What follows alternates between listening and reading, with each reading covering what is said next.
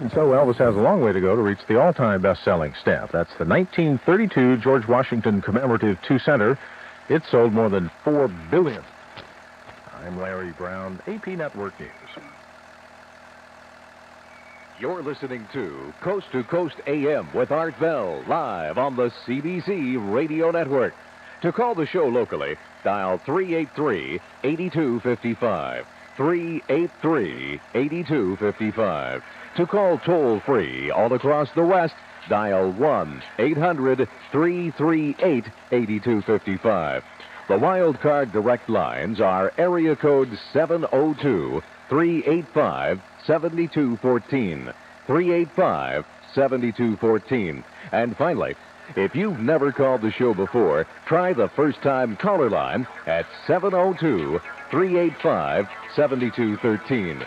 We invite you to participate on the Talk of the West KDON and the CBC Network. When your call is answered, please turn your radio down. Each caller will be allowed up to 3 minutes, giving more listeners a chance to join in.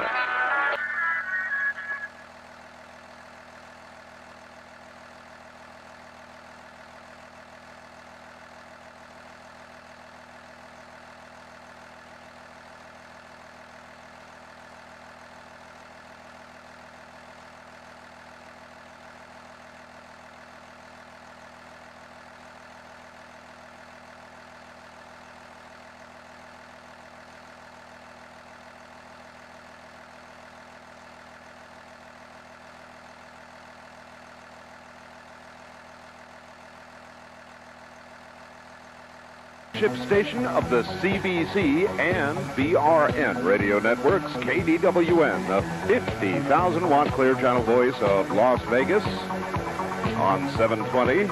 Good morning. We're just up past a full moon.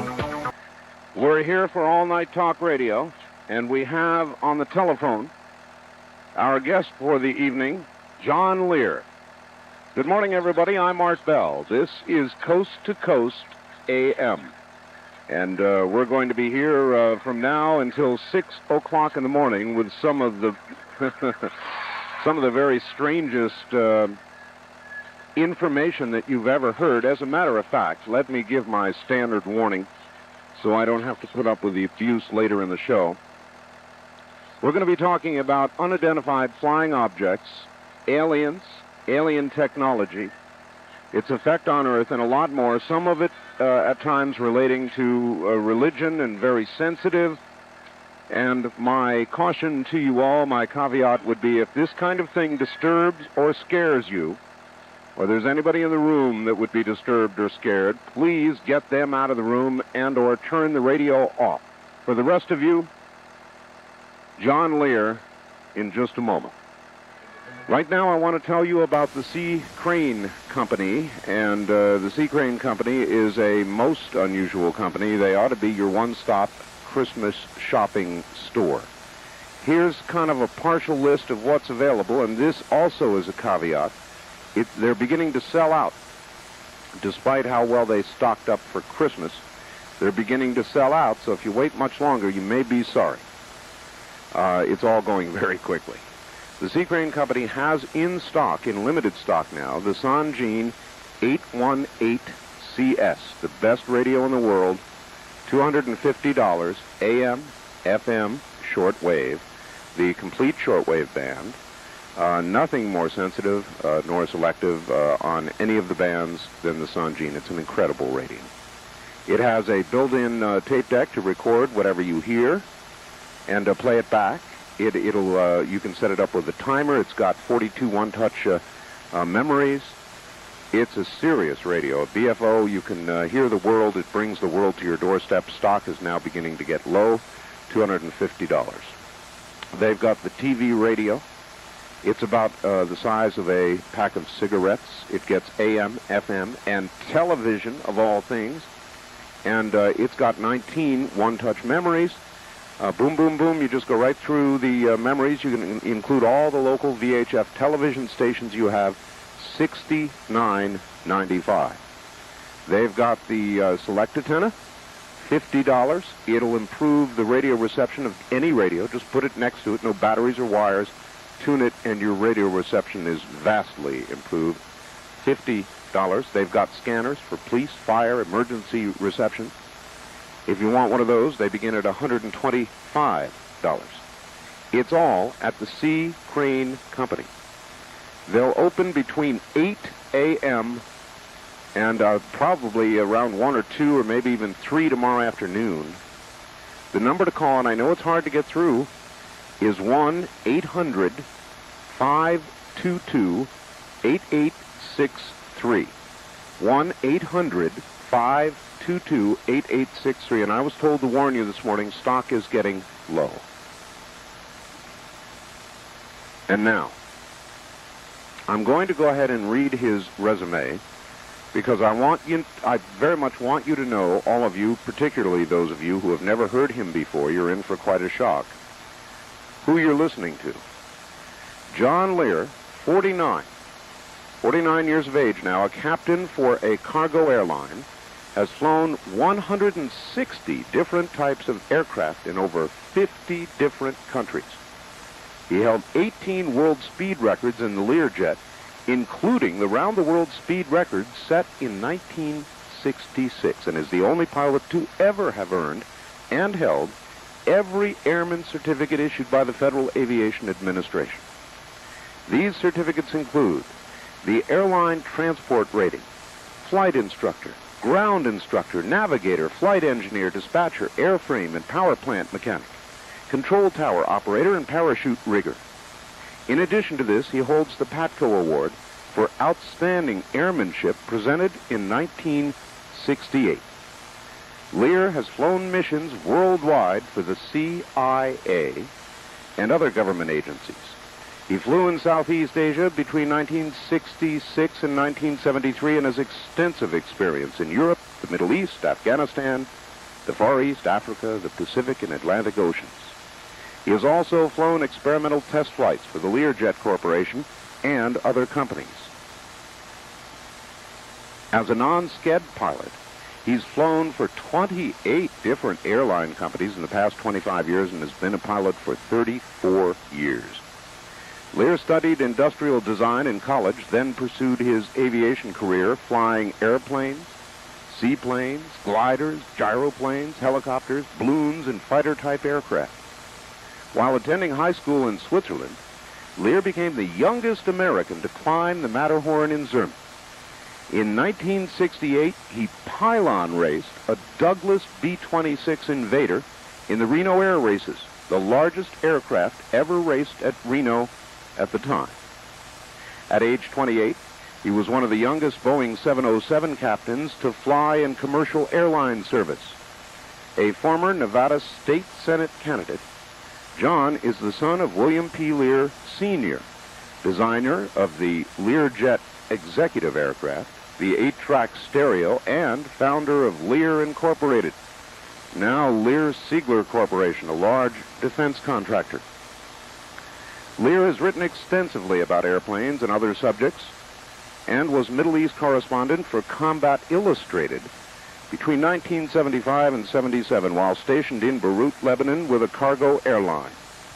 Although Lear's father was outspoken in his belief of the existence of extraterrestrial visitors, to the great concern of the Pentagon, by the way, particularly because Lear Sr. was head of a large defense contracting company, John only became interested in the subject himself 7 years ago after talking with an Air Force pilot who was stationed at Bentwaters Air Force Base near London, England, where 3 small aliens were photographed by the Air Force,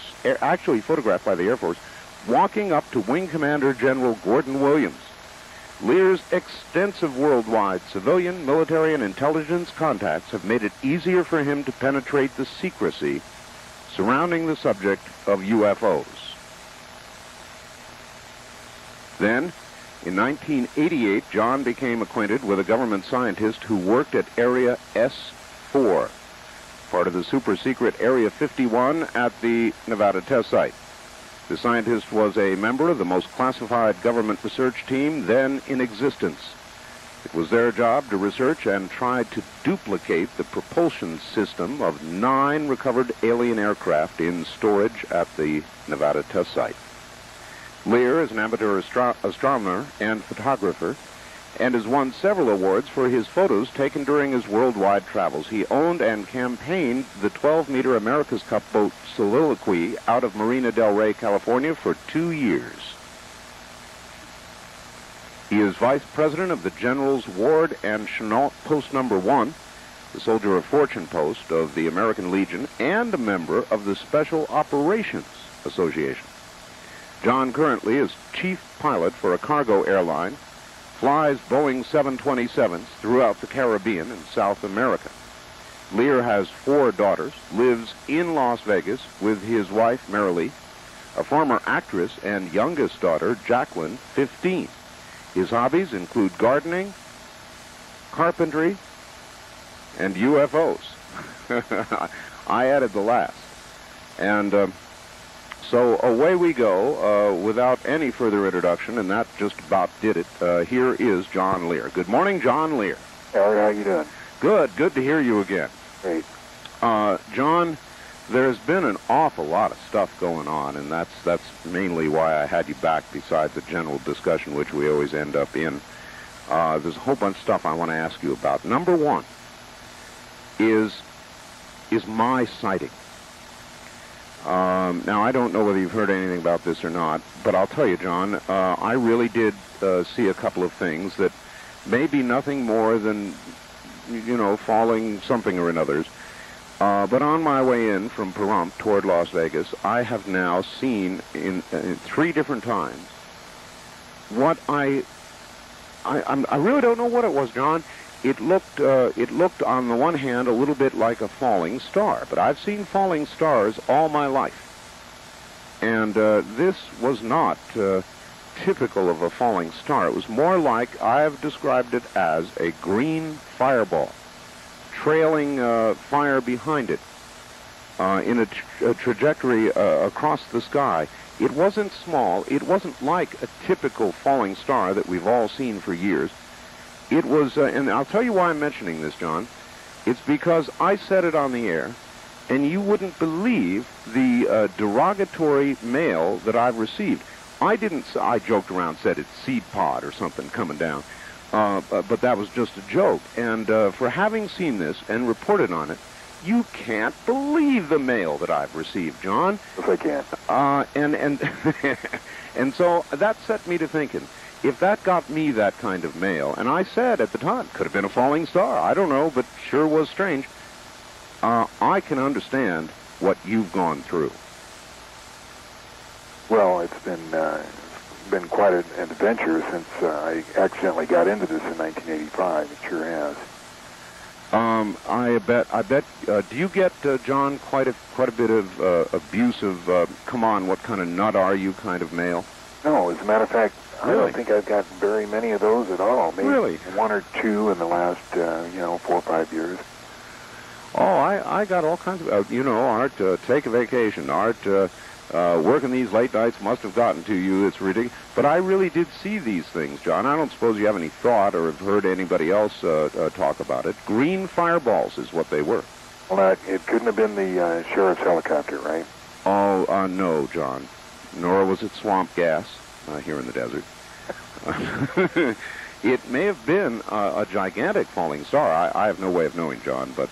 Well, there was a lot of reports in I think it was 48, 49, and 50 in New Mexico of green fireballs. Lots of those. I haven't heard too many recently, but there certainly was back then. I could only describe it as trailing fire and sparks and so forth and so on, and sucker was really moving. I mean, it just went across the trajectory in the sky in just, 4 or 5 seconds. It was really moving. Oh, there's a lot of strange things flying around. Yes, there are. Out in my valley, John, I see some mighty strange stuff. All right. I watched, I don't suppose you happened to see Sightings last night, did you? No, I forgot to watch. What was on? Sightings last night did a little segment on angels. And I hate to start in on this so early, but they commissioned the Gallup poll people to do a poll and ask the American people how many, by percentage, believe in angels. This will surprise you. 65% of the American people, according to Gallup, believe in angels. How about that? Well, it relates in a sense, because if that many people can believe in angels, I would think that also a very, very high percentage could believe that these UFOs are more than just something unidentified. Oh. Wouldn't that make sense? Yeah, I think it would. Okay, I've got a number of other things I want to cover with you. The Associated Press, a couple of days ago, John, reported on a very close call for Earth. At first I thought that it was an old report, but then they began to say, as we slept last night, a 2-mile-wide asteroid passed within 2 million miles of Earth, which they considered to be just close within a cosmic blink. And I note that in all of these, and there have been several instances like this lately, John, they always tell us about it after it has passed. John, can you hold on a sec? We've got to do a break. Stand by. We'll get back to John Lear in just a moment. This is CBC and BRN.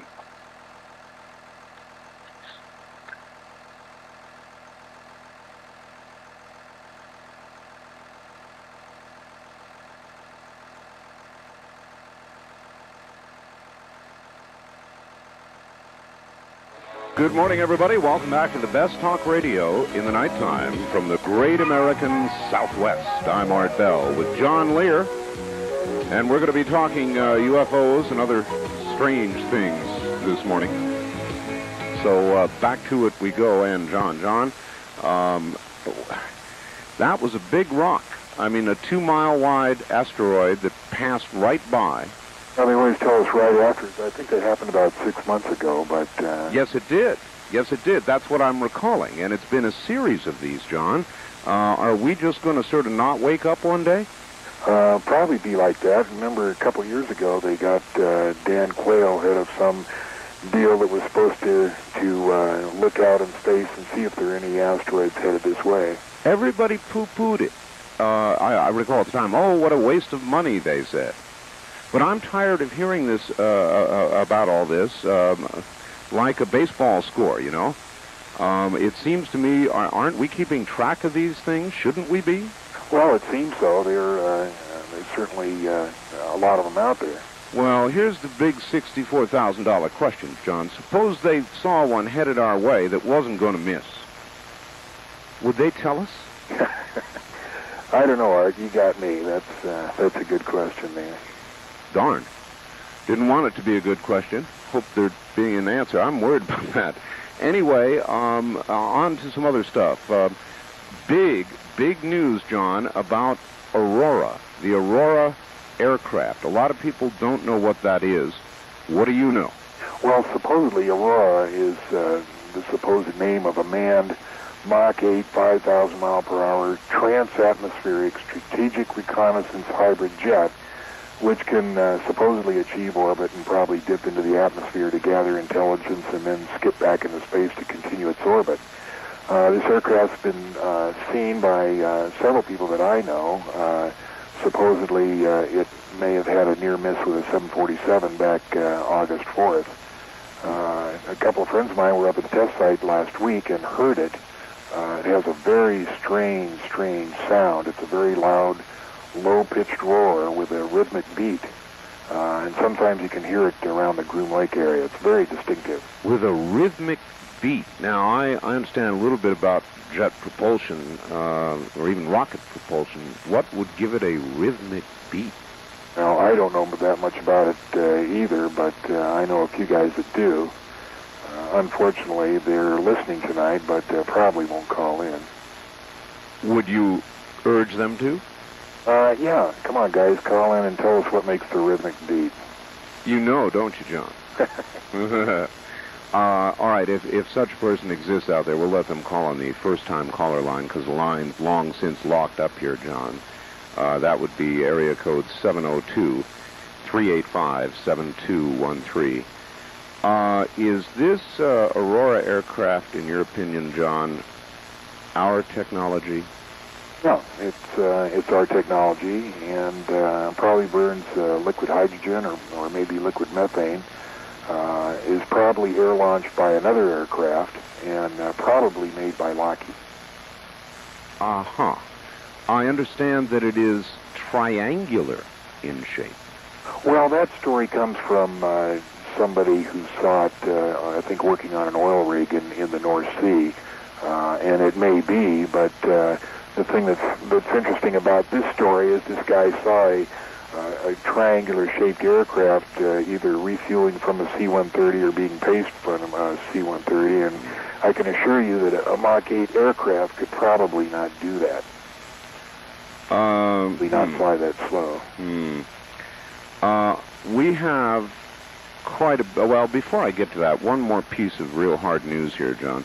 I was listening, coming in to a station I listen to in San Francisco frequently, and they had an expert on, who, astronomer, I believe, who suggested that indeed our sun, and I'm going to leave this as a teaser because I've got to go for another quick break here, but our sun has lost 1/10 of its output, 1/10 of 1% of its output in the last 2 months. We'll be right back. If you own a gun or want to have the right to do so, you're right to let... Good morning, everybody. Back to it. Back to John Lear. John, once again, I believe this is good, hard information. They've measured 1/10 of 1% of drop in the sun's output in the last 2 months. Now, I'm not an expert on the sun, but this man appeared to be, and he suggested that was something to keep our eye on, that, you know, the sun is a big nuclear generator, and it does fluctuate, but probably ought not this much. Well, maybe we ought to send somebody to fix it, like maybe God. Yeah, he'd be about the only one, wouldn't he? I wonder in the end, John, do you think the Earth will just sort of will go out in a blaze of glory in some big astronomical event, or do you will be hit by something, or the people that you know about will have something to do with us, or we'll just go plodding onward? I don't know. All I know is I'm going to have the greenest lawn. At the last minute, huh? I've been really... I should be more perky tonight, but I've been participating in what's known as the Great Christmas Decoration and Light War in western Las Vegas. I see. A few people have gotten together there. Their houses are across from each other, and trying to get more lights than the other person, and it's been... I got an idea for you. Trying to outdo the other. John, I've got an idea for you. Yeah. I mean, it's perfect. Why don't you construct a little wood frame saucer and light it?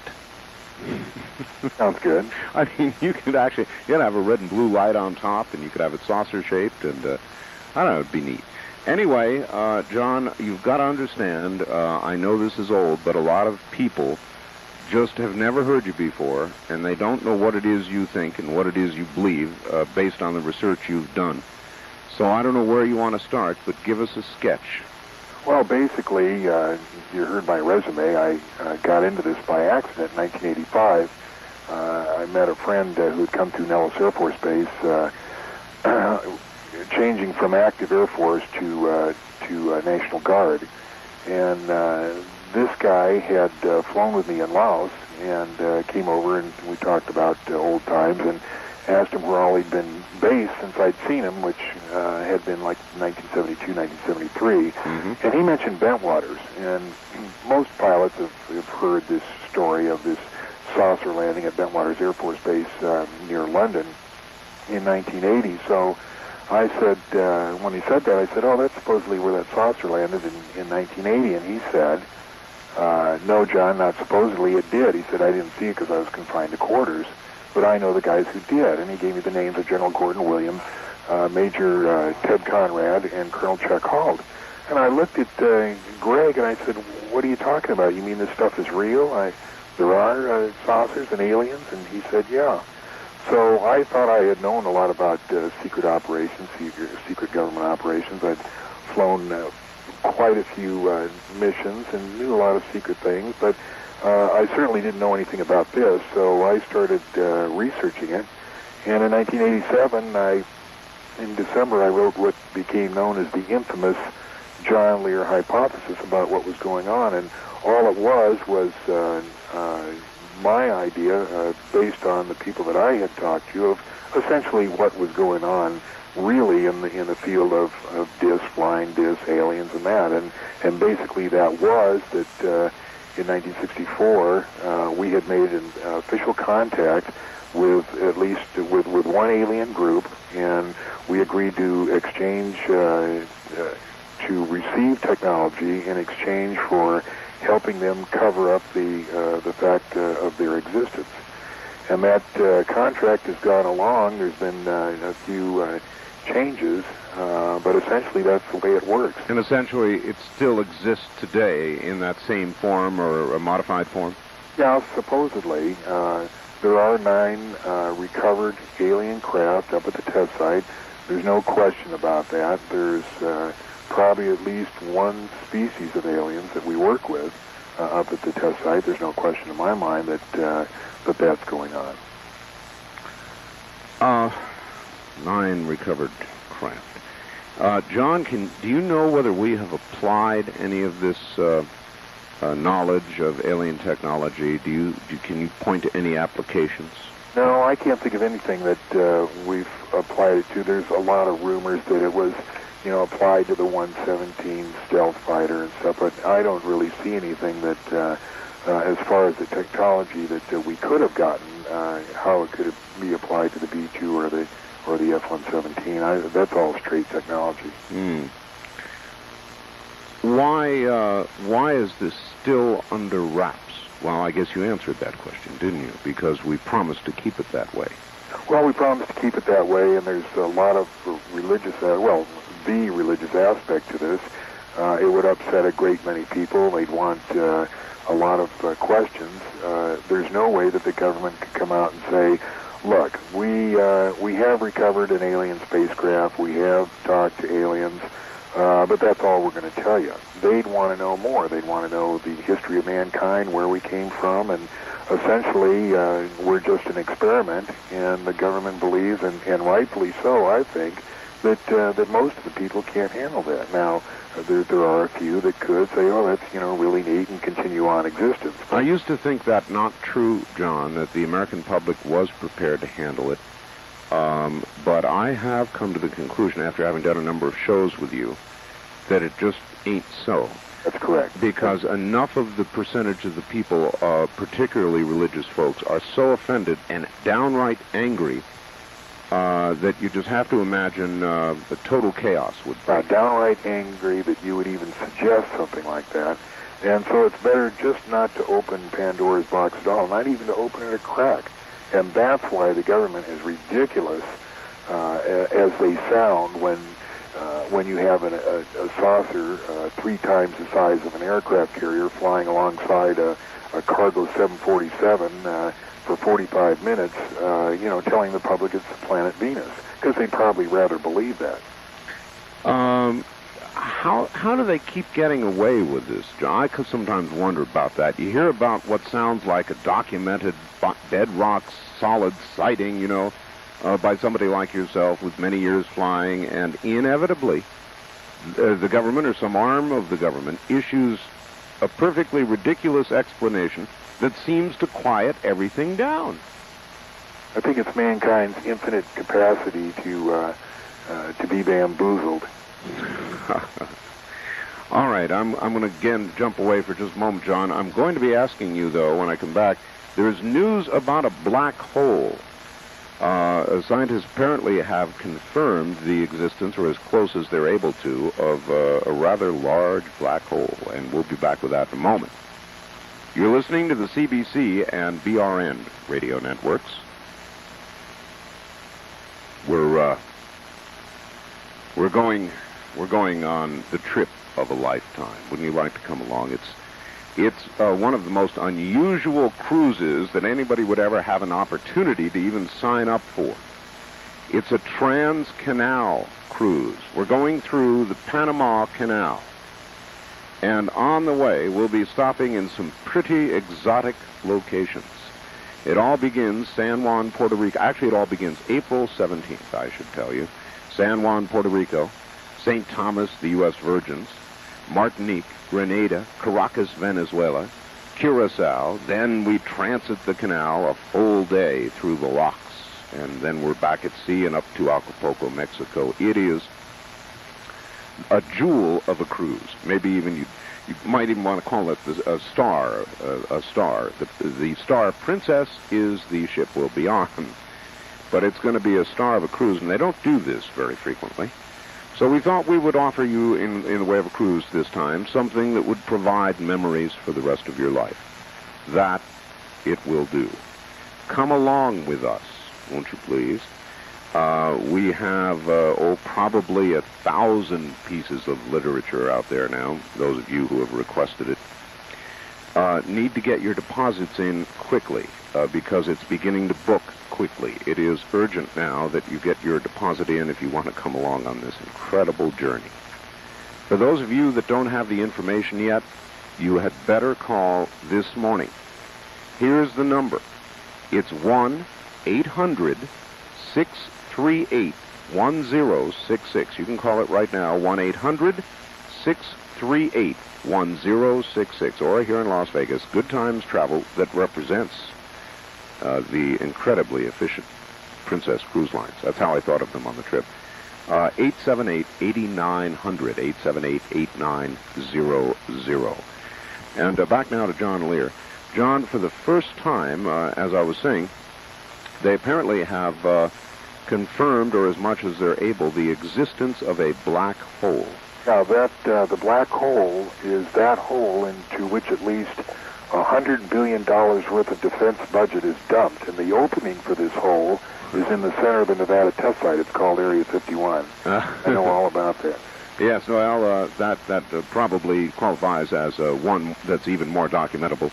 But they actually have discovered this black hole, and I was just wondering, not that you probably would know, but I was asked earlier tonight, if you could get through it, what is likely on the other side of a black hole, John? You're talking to the wrong guy. I know about aliens and flying saucers, but if you want to talk about black holes, you're going to have to talk to the expert, who, in my opinion, would be Bob Lazar. It'd be nice if he'd call in and tell us a little bit about the black hole. Maybe he will. I'd like to hear from John. And I got a fax from somebody that asked about Mr. Lazar, and so I guess I should take this opportunity to ask you to go ahead and tell the story briefly, if you would, of Mr. Lazar, because it's an odd one. Well, in 1988, I had given a couple of lectures at the library here, and several people were calling. One who called was a real estate appraiser named Gene Huff, and he wanted some tapes that I had. And I said, okay, come on up. And he came up with a friend of his who was a young scientist who didn't believe at all in flying saucers or anything. As a matter of fact, he thought we were nuts then, and he thinks I'm nuts now. But we had a friendship that lasted, I hope it still lasts until now, but about 4 months we gave him some information about different things, and kind of generally changed his opinion on saucers. He had worked at the Los Alamos National Laboratories. He had a very high clearance. He knew a lot of things that were going on, but he didn't believe anything in this UFO stuff until we pointed out a number of things. One, that Project Grudge still existed. He was able to confirm that with persons he knew who had clearances at the classified library at Los Alamos. Okay, Project Grudge, I believe, is a project that endeavors to what? It's a collection of reports of sightings. Uh-huh. And it was supposedly canceled by the Air Force in 1949 in favor of Project Blue Book. But, in fact, it still continued. But, anyway, he was able to document that, yes, some of this stuff was true. So, because he was so well schooled, he had at least 2 degrees, master's degrees, both of which were, I believe, from MIT. And because he had very powerful friends, namely Dr. Teller, he was able to get a job at EG&G local, or at least be interviewed by EG&G here in Las Vegas, and get a job up at the Nevada test site, specifically S4, where they kept these saucers. And I'll never forget the night that he first came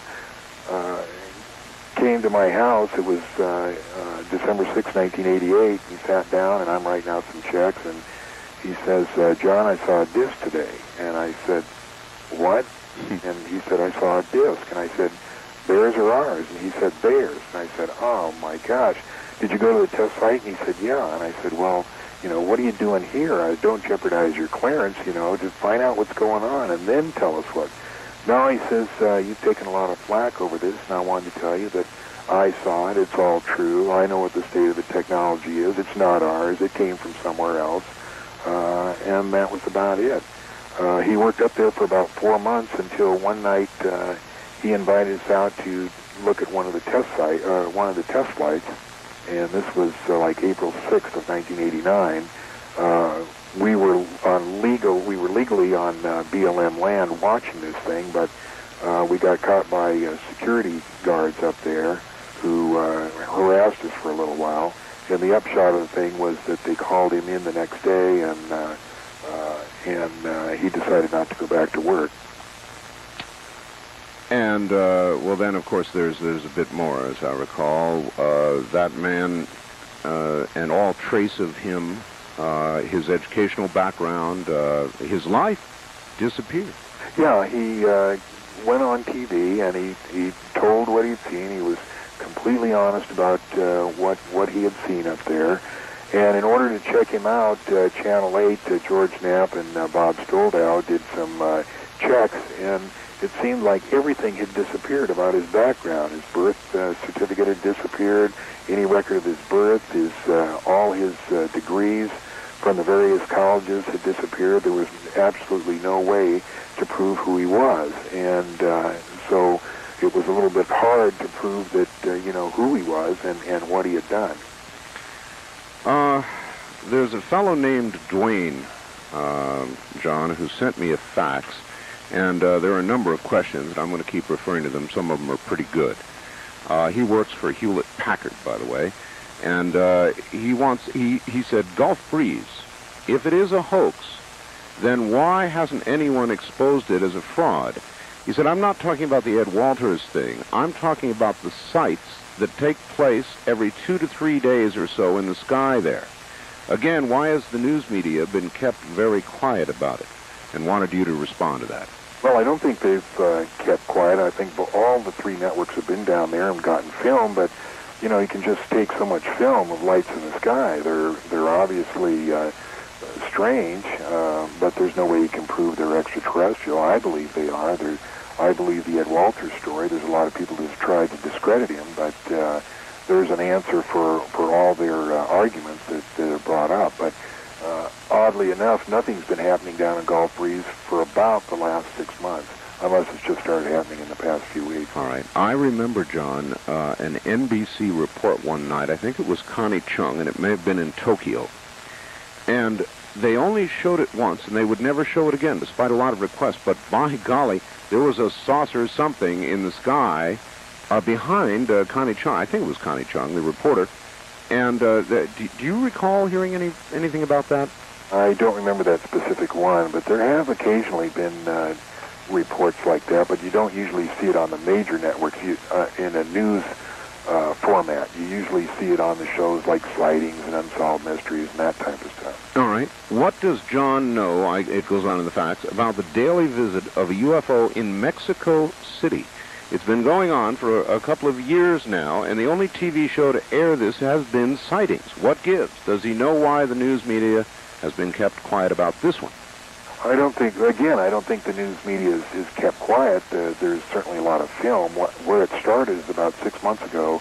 There was an eclipse of the sun that could be viewed from Mexico City, and it just happened. Everybody had his video camera out filming the eclipse of the sun. Well, for some reason, there happened to be a lot of flying saucers out, and they got tremendous shots of these things. There was over 100 videotapes collected by Lee Elders, who went down there and started contacting everybody that had them.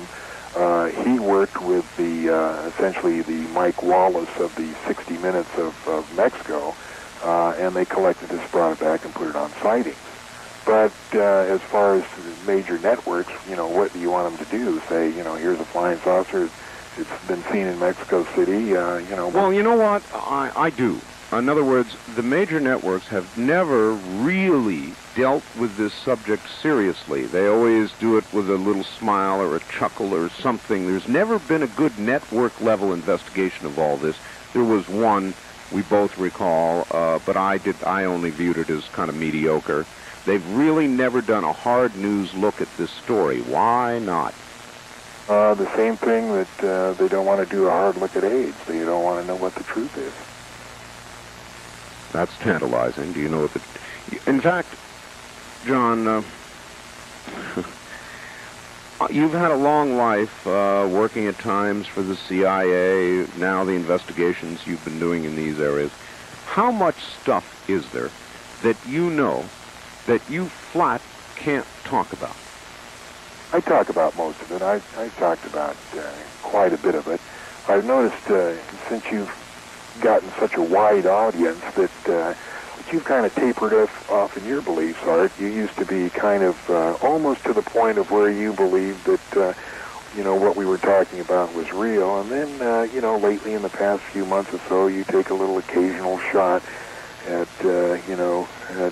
me and UFOs and so on. So what I do, John, is I try and stay balanced, and that's really hard to do, in the sense that I don't close my mind to it. Only a fool would do that. There are too many sightings. There's too much apparent evidence. But without seeing one myself, really seeing one, or without having evidence I can put my hands on, I cannot come to the point. I get people who call me, John, and they want to say, it's all so obvious. How can you not state that you believe in it? And other people will call and say, why can't you go on the air and just say that's all a bunch of trash and garbage? And I can't get to either extreme, John, without some kind of personal experience. Well, for instance, you talked about the October surprise, and you made a comment a few weeks ago when they absolutely, put the final nail in the thing and said, we're not going to investigate it anymore. John, hold on. We'll come right back to this. Hold on. I want to talk about that. Stay right there.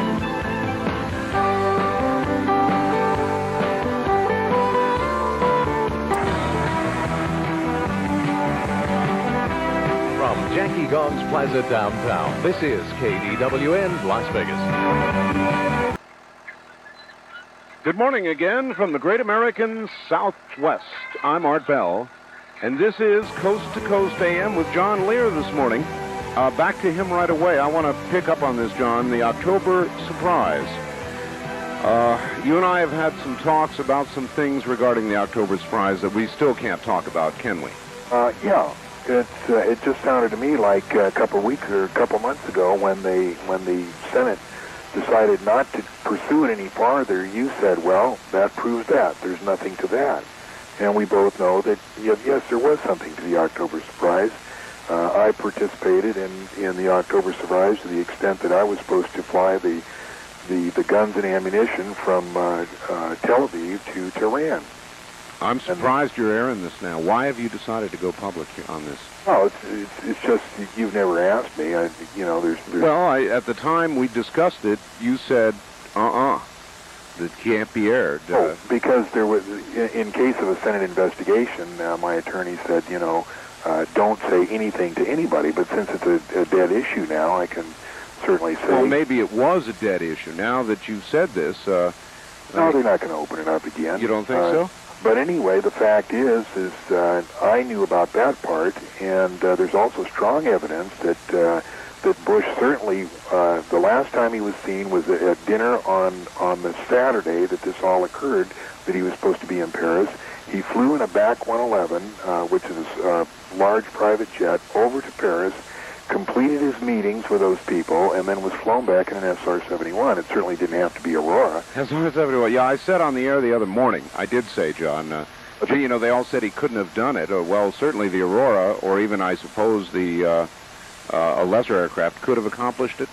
The pilot that flew him back started to talk about this about 2 years ago, and he was put in jail, and he's still there. Well, what makes you think you're going to be free to make your lawn green if you're not? So for the record, John, let's get this out again. Your participation in the October surprise was what? Was to take the guns and ammunition that was promised to the Khomeini by Bush and Casey. It was to go to Tehran. The Mossad was handling and briefing the flights. It was to originate in Tel Aviv. We had to go through Turkey to get there, and so the deal with Turkey was to give us overfly rights that they got every other load. How far had you actually gone with it, John? You were in an aircraft in standby, weren't you? No, we were briefed, but the first airplane in got shot down. It was an Argentinian CL-44, and the Mossad couldn't figure out exactly why he'd gotten shot down, because he actually crashed about 40 miles south of Yerevan in Russia. And they supposed, what they supposed happened is he was on his way out. He didn't have any, he'd already dropped his load. And so apparently the Soviets came down, intercepted him, and he thought, well, I'll go along with them. They can't prove anything, and then shot him down when they got him over Russia. Holy mackerel. But they couldn't prove it one way or the other, and they didn't want to risk the 707s, which I was flying.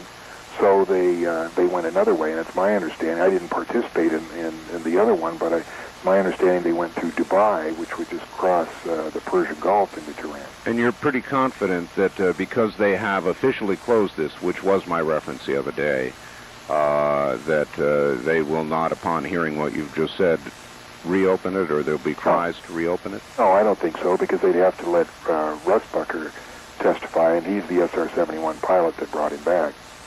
And they just don't want to get into it. Wow. Well, we just killed 1 hour dead, John, so stand by, relax, get some coffee or whatever, and we'll come back and do another. Okay. All right, stay right there.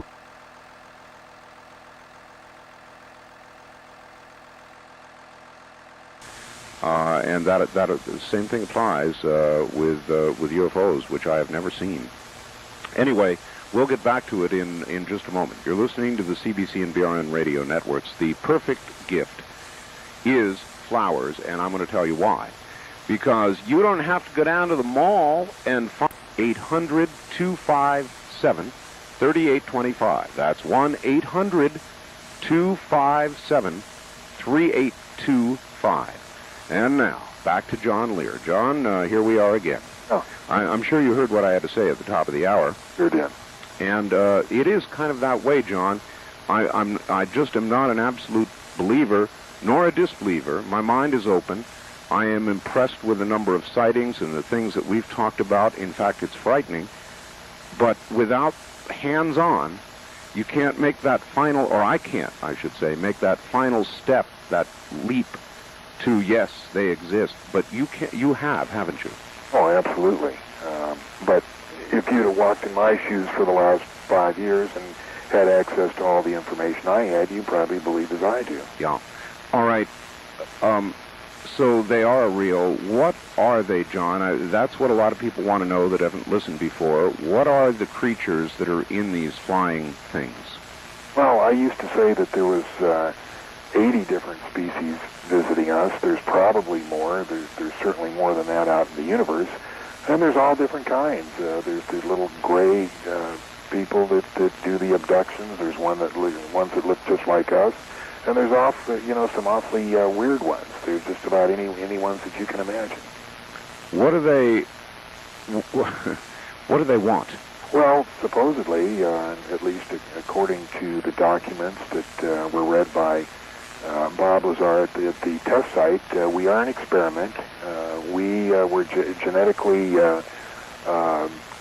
changed, genetically experimented with. They made, I think, 65 separate corrections to make us what we are now, which is containers.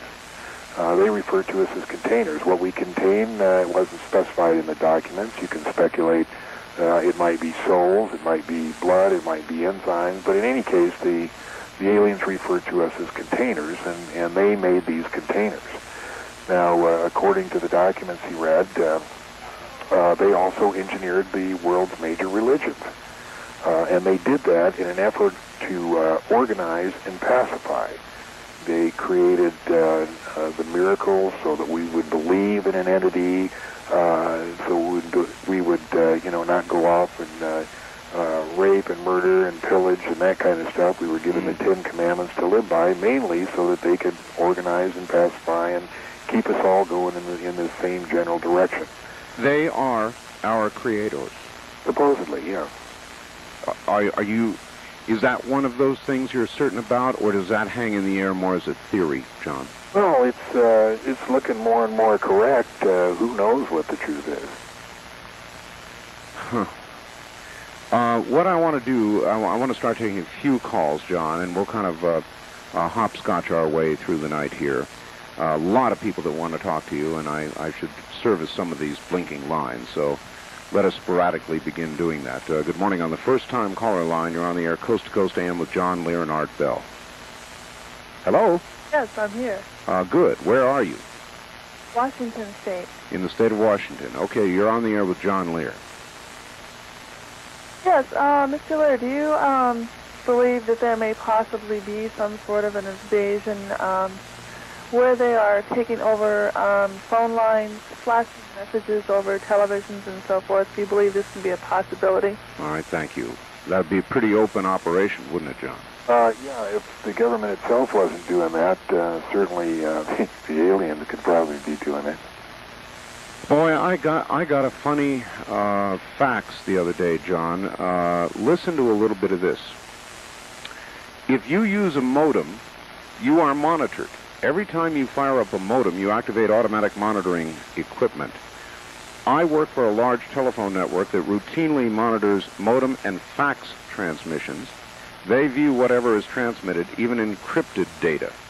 Your government allows this under the heading Maintenance Monitoring in the FCC rules. Monitoring can continue for 6 months without legal procedure. The rules are part of an obscure pre-World War II action by the FCC's predecessor agency, saying no information may be encoded or transmitted over public or private forms of telephone or radio, with the exception of government agencies involved in national security. So they monitor fax and modem transmissions. Our government monitors all of this stuff. Well, I was told the other day that not only that, but they can monitor your house through your cable for your TV. I had a friend who worked for a cable company. He said it was very highly sophisticated. He stopped short of saying that they could actually watch you, but they can certainly monitor you through the cable TV. This comes, by the way, from a fellow ham radio operator who works for a company that does this kind of work up in the Bay Area, so he knows what he's talking about. And I guess just about everything certainly is monitored. Have you ever been concerned about that, John, on a personal basis? Certainly if I were in the government, I think I would monitor John Lear very carefully. No, I don't worry about it because I know what goes on in 1987, just after my series of lectures here, and I appeared on TV a couple times. I have a couple of teenagers here, and the Centel guy was up here putting in some phones, and he came in one morning and said, "Hey, John, do you know your phone's tapped?" And I said, "Really?" And he said, "Wow. Do you want me to find out where?" And I said, "Yeah." So he went out, and he came back about a half an hour later, and this guy said, I went behind your house up to the pole, then I went over to Monroe Street, and then down to Hollywood Boulevard, and then down to Nellis, and down to Bonanza. And he says, "It's further than that." He said, "I'll be back in a little while. I want to check what's going on." So he didn't come back until the next morning, and when he came back, he said, "John, I can't talk to you anymore." And I said, "What are you talking about?" He said, "I'm going to be on another route." He said, "What happened is I got traced your phone tap to the mainframe at Centel," and he said, "I went to the FBI, and the lady there said that if I didn't like my job, I could quit." He said, "So I went home last night, thought about it. I went into work this morning, and that same lady was walking out of my boss's office and said the same thing to me. So they made it very clear that if I made any noise, that that I wouldn't have my job. And I know who the guy is. I know where he works, and a couple of the other Centel guys often come by and say, so-and-so says to say hello to you. So, John, that's creepy, but it's not a surprise. There's no question in my mind that we're monitored. I guess then your attitude just becomes, who cares? I'm above board, and I'm going to just keep doing what I'm doing, or does it intimidate you to know that? It doesn't intimidate me. Everything's on the up and up. I'd like to expose some of this stuff that's going on. I don't think a lot of it is right, but it doesn't seem like we can do much about it. Mm-hmm. Wildcard Line 3, you're on the air, Coast to Coast AM with Art Bell and John Lear. Good morning.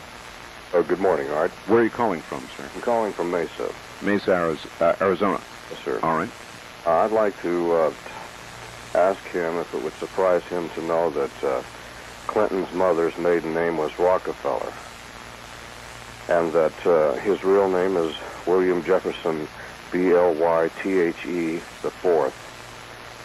Blythe. The Fourth. Is all of that a surprise to you, John? No, I think what he's saying is everybody's connected that goes in the government. We think that we're getting somebody new, but really the President of the United States is just a figurehead. It really doesn't make any difference who's in there. The same people who run in the secret government are going to run it no matter who gets in it. You know, funny thing, there was a day when I would have catcalled over something like that, but I have come to believe that this last election, whether it had been Bush for another 4 or Clinton for his first 4, it just didn't make much difference in terms of policy or anything else, and I've come to believe that. The members of Skull and Bones, Trilateral Commission, CFR, the whole thing, there's no difference. Does that answer your question, caller? I would like to know the spelling of the pilot's name and where you think he's located, what prison. All right. Thank you. John, what can you tell us? It's Russbacher, Russbacher, and if he'll listen, in a little while I'll thumb through some papers here. I looked for it just before when you brought that up to get that paper that I have, but if he'll listen later, I'll wrestle around for the address where he can be contacted. John, Ruth is on a tour. She's the one that is trying to get him freed, and she's the one that's doing all the public speaking on his behalf. Wow. John, is there anything that we could do on Earth, or we might do, that would cause these aliens to come out of their invisible closet and intervene in some way in the course of events here? No, I don't, intervene in what sense? Well, suppose, for example, tensions were increasing and it looked as though some idiot was going to push the button despite the Cold War now being gone, ha-ha. In other words, we're on the edge of self-eradication or something of that magnitude.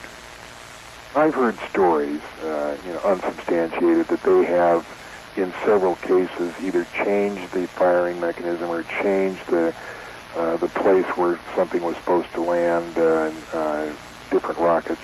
But I don't know whether that's really true or not. Or if some astronomical catastrophe began to be apparent. I'm just wondering if the architects of all of us would intervene and prevent such an occurrence, or they would just view that as the end of the experiment. Well, they might be getting ready just to clean out the Petri dish themselves anyway. And just that's a good place to hold it, John. We're at a break. Stand by. I'm going to think that one over. Good morning, everybody. You're listening to the CBC and BRN radio networks. I'm Art Bell with John Lear. From Jackie Gone's Plaza downtown, this is KDWN Las Vegas. Good morning again from Las Vegas. I'm Art Bell with John Lear, son of Bill Lear, creator of the 8-track tape deck, the Lear Executive Jet aircraft.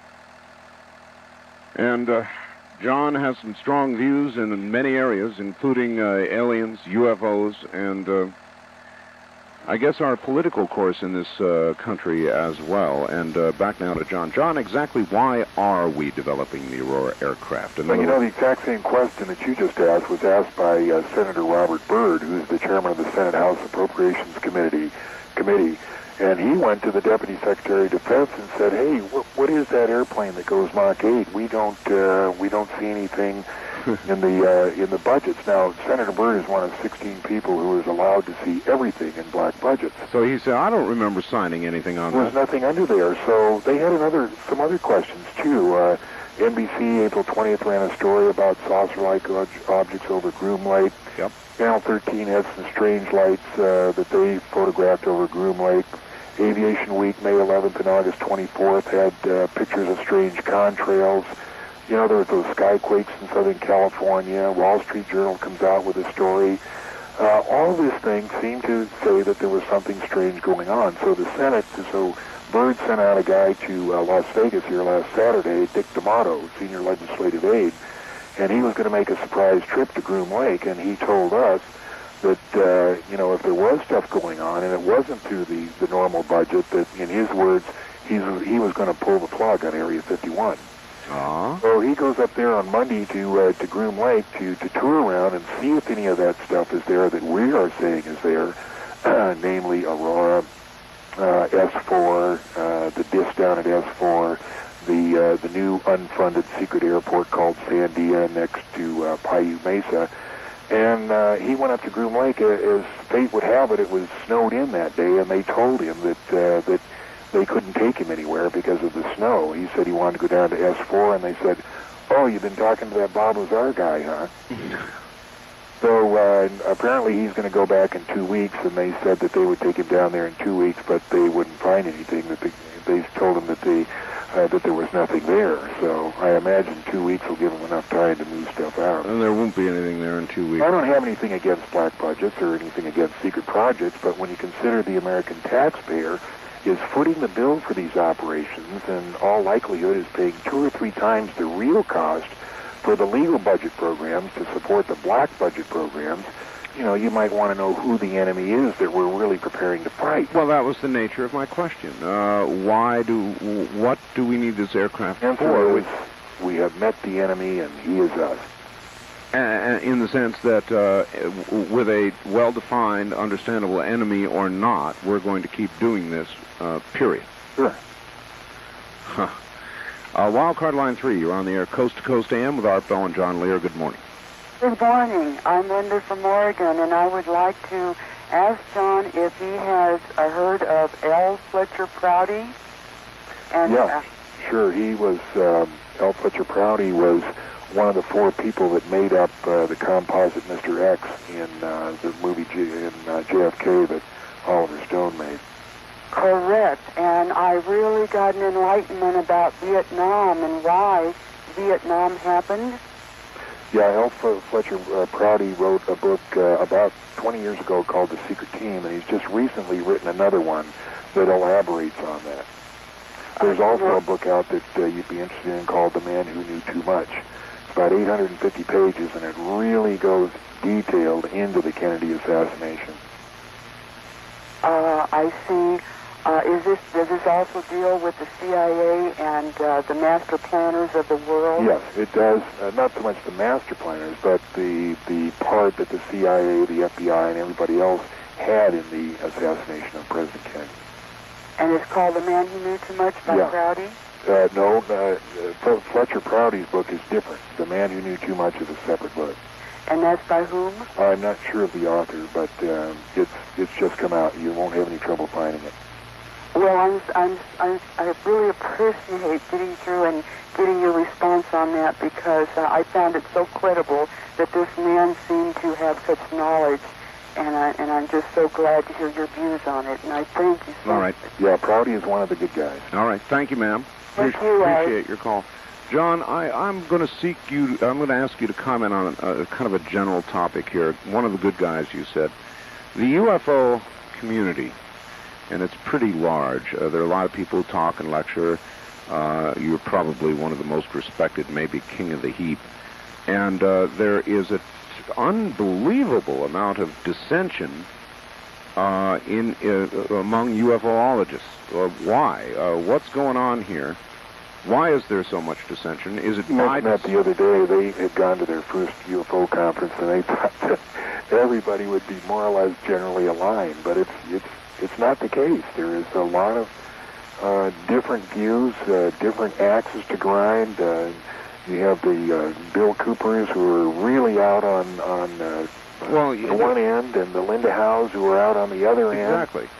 And the rest of us that, trying to bring some sensible sense to the thing, and it's just difficult to do. Everybody has a different axe to grind. I've noticed that every time two people don't agree, the standard thing seems to be to accuse the other guy of being a CIA disinformation operative. That is the standard modus operandi. In other words, if you don't agree with me, you've got to be CIA. This Absolutely. has to be disinformation, and boy, these charges and countercharges just fly in the magazines, don't they? That's the way it works. All right, let's take some more calls. Good morning on the first-time caller line. You're on the air Coast to Coast AM with Lazar and John Lear. Good morning. Good morning. Where are you calling from? Susanville. Susanville. All right, turn your radio off and go ahead. John's right here. Okay. How you doing, John? Hey, pretty good. How you doing? Very well. Surprised I got in. My comment, John, is you were talking about how the how to explain this thing. It's kind of difficult.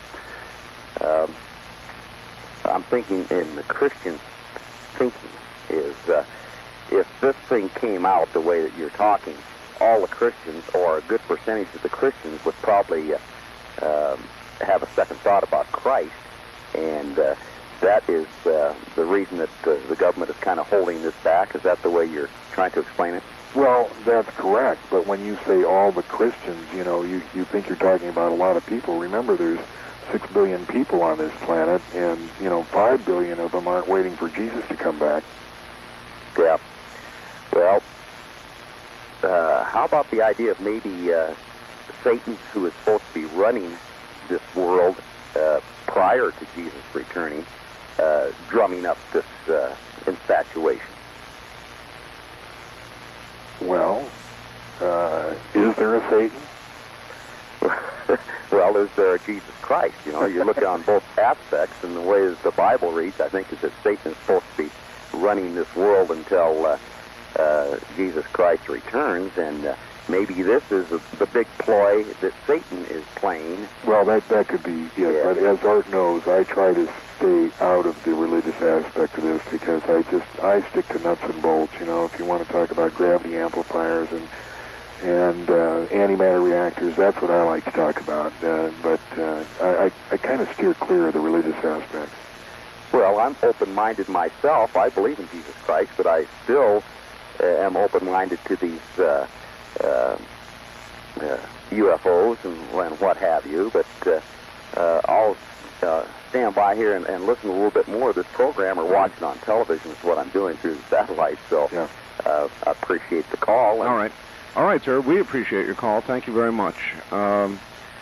It is inevitable that people want to mix the religious aspect into it somehow, and there really is a mix. It's just that when we get down to talking about it, it really gets a lot of people angry, which is exactly why the government won't release all this information, isn't it? Exactly. It's tough to talk about. It irritates a lot of people. A lot of people have grown up with that belief, and they really believe it, and it just could cause a lot of problems. So you can see their point of view of not opening the door in the first place. While you were correct that 5 billion people are not waiting for Christ to return, of that billion, quite a significant number of them are here in this country, and it would disturb them greatly. Right. All right. Let's take one more quick break here, John. Stand by a sec. You're listening to John Lear on the CBC and BRN radio network. And again, I say, if this is all going to disturb you, then turn it off. Don't keep listening to see how disturbed you can really get. Just go ahead and turn it off, because we're going to get into some pretty sensitive areas. Would like to talk to you all for a moment about, once again, the watch that you've really got to have. It is the Art Bell and Ross Perot watch, and it's only $24.95 plus $4 shipping. It's so cheap. When we first started advertising these things, I thought, it cannot be. Ross Perot must be subsidizing these, but I've subsequently found out it certainly is not true. it still would be curious to know how the Robert Sanders Company can do it. They produced the original presidential series of wristwatches, and they're continuing to do it. And I don't know what it says, that they are producing a Ross Perot 96 watch. Perhaps they rather think that he'll be back, as do I. Then they decided to produce an Art Bell watch. And coincidentally and fortunately, they're both available for Christmas. So if you want to put your hands on one, here comes the phone number. All you've got to do is $24.95, $4 shipping and handling, gold-plated, really very, very nice. In the case of my watch, it's got a dark background against the gold. It's very pretty. Number to call, 1-800-257-3825. 1-800-257-3825. Back now with you, John. I wanted to correct a statement that I made that I think I inadvertently said the aliens created man. They didn't. They genetically altered a two-legged human form that was on the Earth at that time, and that's what the 64 corrections were made from. They didn't create him from the beginning. Then our ancestors are some other sort of space creature that was modified genetically into whatever we are right now? Oh, whatever was here. It's my understanding they genetically altered whatever was here. There is, I believe, turning to reality, or a hard documentable reality, there is a missing link. There is a period of time, and they just cannot calculate how mankind made the jump, made the leap, how the intelligent aspect of man was, and there is that in hard science. There is that area, is there not, John? Yeah, it's tough to believe when you figure out what the odds are. Either there's two general beliefs that we evolved from matter that fell out of a comet and landed in the sea, and then you started off with a slime, and then something crawled up on the beach, and right. We eventually evolved from that. I mean, there's only that we know of been 18 billion years. The greatest odds that you can think of wouldn't have permitted man to have genetically come from that kind of a sequence of events. The other is that the man was made out of clay. So you can pick those, or as Gene Huff says, you can be an externalist and believe that we were modified by an external factor. All right, this brings me to something else then, John. All of these abductions, these cattle mutilations, if it kind of gives credibility to what you've said, because if we are, in effect, an experiment, surely those conducting the experiment would, from time to time, need information to continue the experiment, or decide not to, heaven help us. And so then would that be the reason for the abductions? Inevitably, they talk about medical exams. They were examined medically, John. Right, that might be the very reason for these abductions. All of the abductions are kind of a medical exam. They put something here and put something there, and sometimes it's painful, sometimes it's not, but that would, they're checking to see how their experiment is going and whether it's time to clean out the petri dish or not. All right, Wild Card Line 3, you're on the air, Coast to Coast AM with John Lear and Art Bell. Hi. Good morning. John, yes. I'm not being personally argumentative. It's just that I have a set of ideas, too, and I kind of think it's challenging to think this way because we all want answers. But how would you explain near-death experience? And that would be my first question. Secondly, you say not to turn it into religion. I've never been religious per se, like I don't go to church and I don't believe in that. But I have a very strong sense of a God figure for many other reasons. And having been an atheist when I was young, read a lot of books by people who gave me better answers than a Bible as far as factually, could man create God or God create man? And I'm a real strong believer, okay, yeah. in a beginning and a creator. I would say that as far as they go, I don't say they're not real. I've never explained, even on Art Bell's show, my experience with it. All right. And there has been some. All right, we're going to have to hold it there. Listen on the radio. We'll get you an answer. It is an interesting area, John, this business of near-death or death experiences, you know, the bright light and the whole bit. So many have had it, John. Any thoughts on the matter? Well, it's my personal opinion that the soul goes on forever and ever. And that when you depart this body, there is a short time when you can see down and see what's going on before you go to wherever it is we go. Now, reincarnation was something that Jesus taught. But at the first meeting of Nicaea, I think, which was in 325 A.D., and then there was also a meeting in Constantinople about in 1200 A.D., they modified what we call the King James Version of the Bible, and they took a lot. As a matter of fact, they really took about 95% of what Jesus taught out of there. One of the things they took out was the idea of reincarnation. I do personally believe in that, and I believe the soul goes on and on and on. So that's the answer, or what I think the answer is to the near-death experiences. Okay, this is going to get into the area that I was afraid of, but I can't resist. Containers, vessels, that's what we are. Possibly containers or vessels for the human soul that we're now talking about. Possibly in experiments with the soul. What, John, pure speculation, do you suppose our creators, our alien scientists that have created us, what use would they have for the human soul? Oh, I don't know.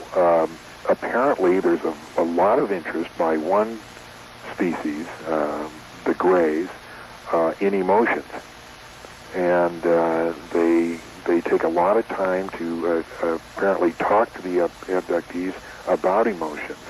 I've heard of experiments they do with people to create emotions. For instance, there was a case down in Florida where a guy was abducted and he was put in a long curving corridor with two children. And down one end, as bizarre as this may sound, here comes a fire-breathing dragon. So he turns around, runs the other way, and there's a door. He goes into the door, and there's a barrel. And his decision was, does he put one kid in each barrel and let the dragon eat him, or does he get in the one barrel himself and try and fit the other two in there, or what? Wow. And this was one of the experiments, and I don't remember how it came out, but this is one of the experiments they do in trying to either understand or experiment with emotions. So then you might conclude that emotions, anger, jealousy, all the strong ones, have some value to them. Possibly, yeah. Or they are themselves some sort of energy that can be used in some way. Well, apparently, at least according to the abductees, the Greys don't understand it. They don't have emotions themselves, at least like we do, and they're trying to understand the emotions as we feel them. Wow. We're plotting a lot of new territory this morning. It's very, very interesting. Let's pick up another call quickly. Wildcard line 3, you're on the air, Coast to Coast AM with John Lear and Art Bell. Hi. Well, thank you, Art. I have two quick questions, and I'll listen to them off the air. Number one, what these are people that have been abducted by aliens and been experimented on, have they ever suffered ill effects when they get back to Earth from the medical experiences? Second question, has John Lear ever known many Navy aviators, and has he ever had a desire, or has he ever landed on an aircraft carrier? And I'll hang up and listen. All right. John? The first one was about abductees, and what was the question? The experience, is any ill effect? Yeah. First of all, I don't think they leave Earth. Some of them go maybe a short ways out, but most of them is done relatively close here. Yes, they do suffer ill effects. Some of them are quite traumatized by the experience. That's why they form these encounter groups where they can talk to others who have had the same experience. Bud Hopkins is quite active in those type of groups where they try to help people who have been traumatized by this. Oh, right, John. Did you see the one on the sightings, the fellow who had the returning red marks on his belly? No, but I've heard about that case, or one similar to it. Yeah, let's talk a little bit about that. I've got a break coming up, so stand by, John. We'll do that in just a moment. Naval aviators question, because I want to answer that. All right. We'll get back to that one, too. You're listening to the CBC and BRN radio networks in the nighttime again with John Lear. Back in a moment.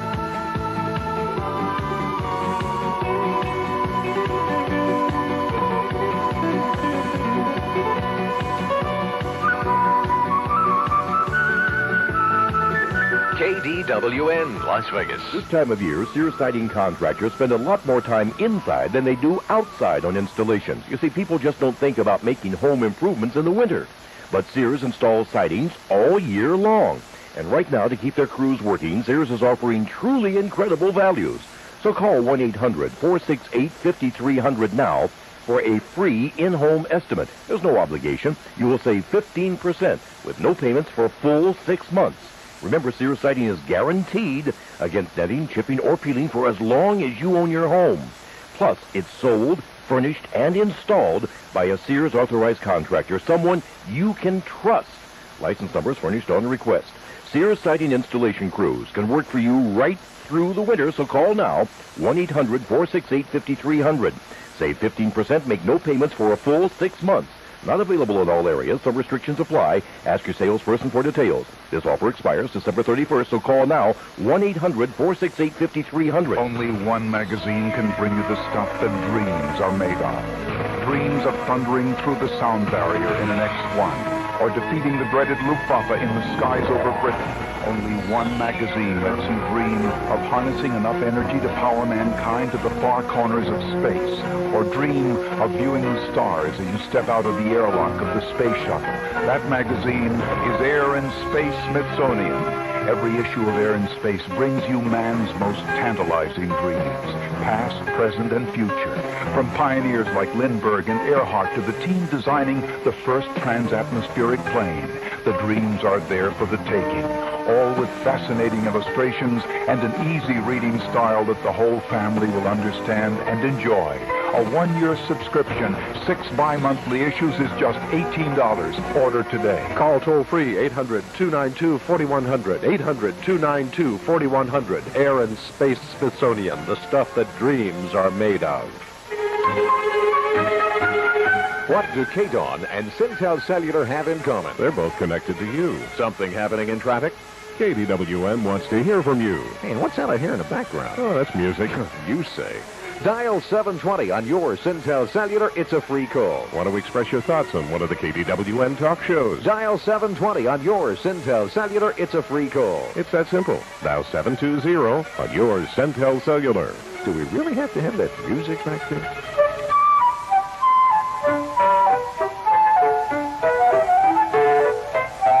Hi, this is Muriel Stevens inviting you to join me every Monday, Tuesday, and Wednesday from 12 noon to 1 p.m. at the Good Table.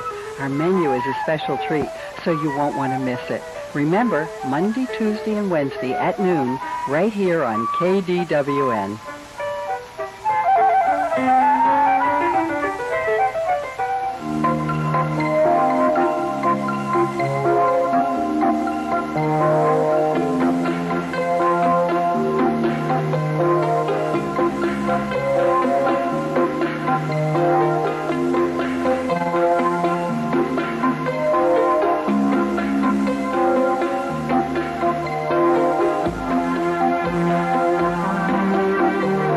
Again from Las Vegas. You're listening to the CBC and BRN networks. I'm Art Bell with John Lear. And we're going to continue through the night with some pretty strange stuff. If you're frightened by all this sort of thing, turn your radio off. Don't expose yourself to something that would be harmful to you personally. For the rest of you with strong constitutions, let's continue. Good morning again, John. Let's cover what we were going to. We'll get to the naval aviators. Okay. But the lasting effects, and I was telling you about the fellow with the returning red marks that I think was on sightings, a very convincing case. How many people have physical effects that endure? Well, I don't know what you mean in percentage-wise.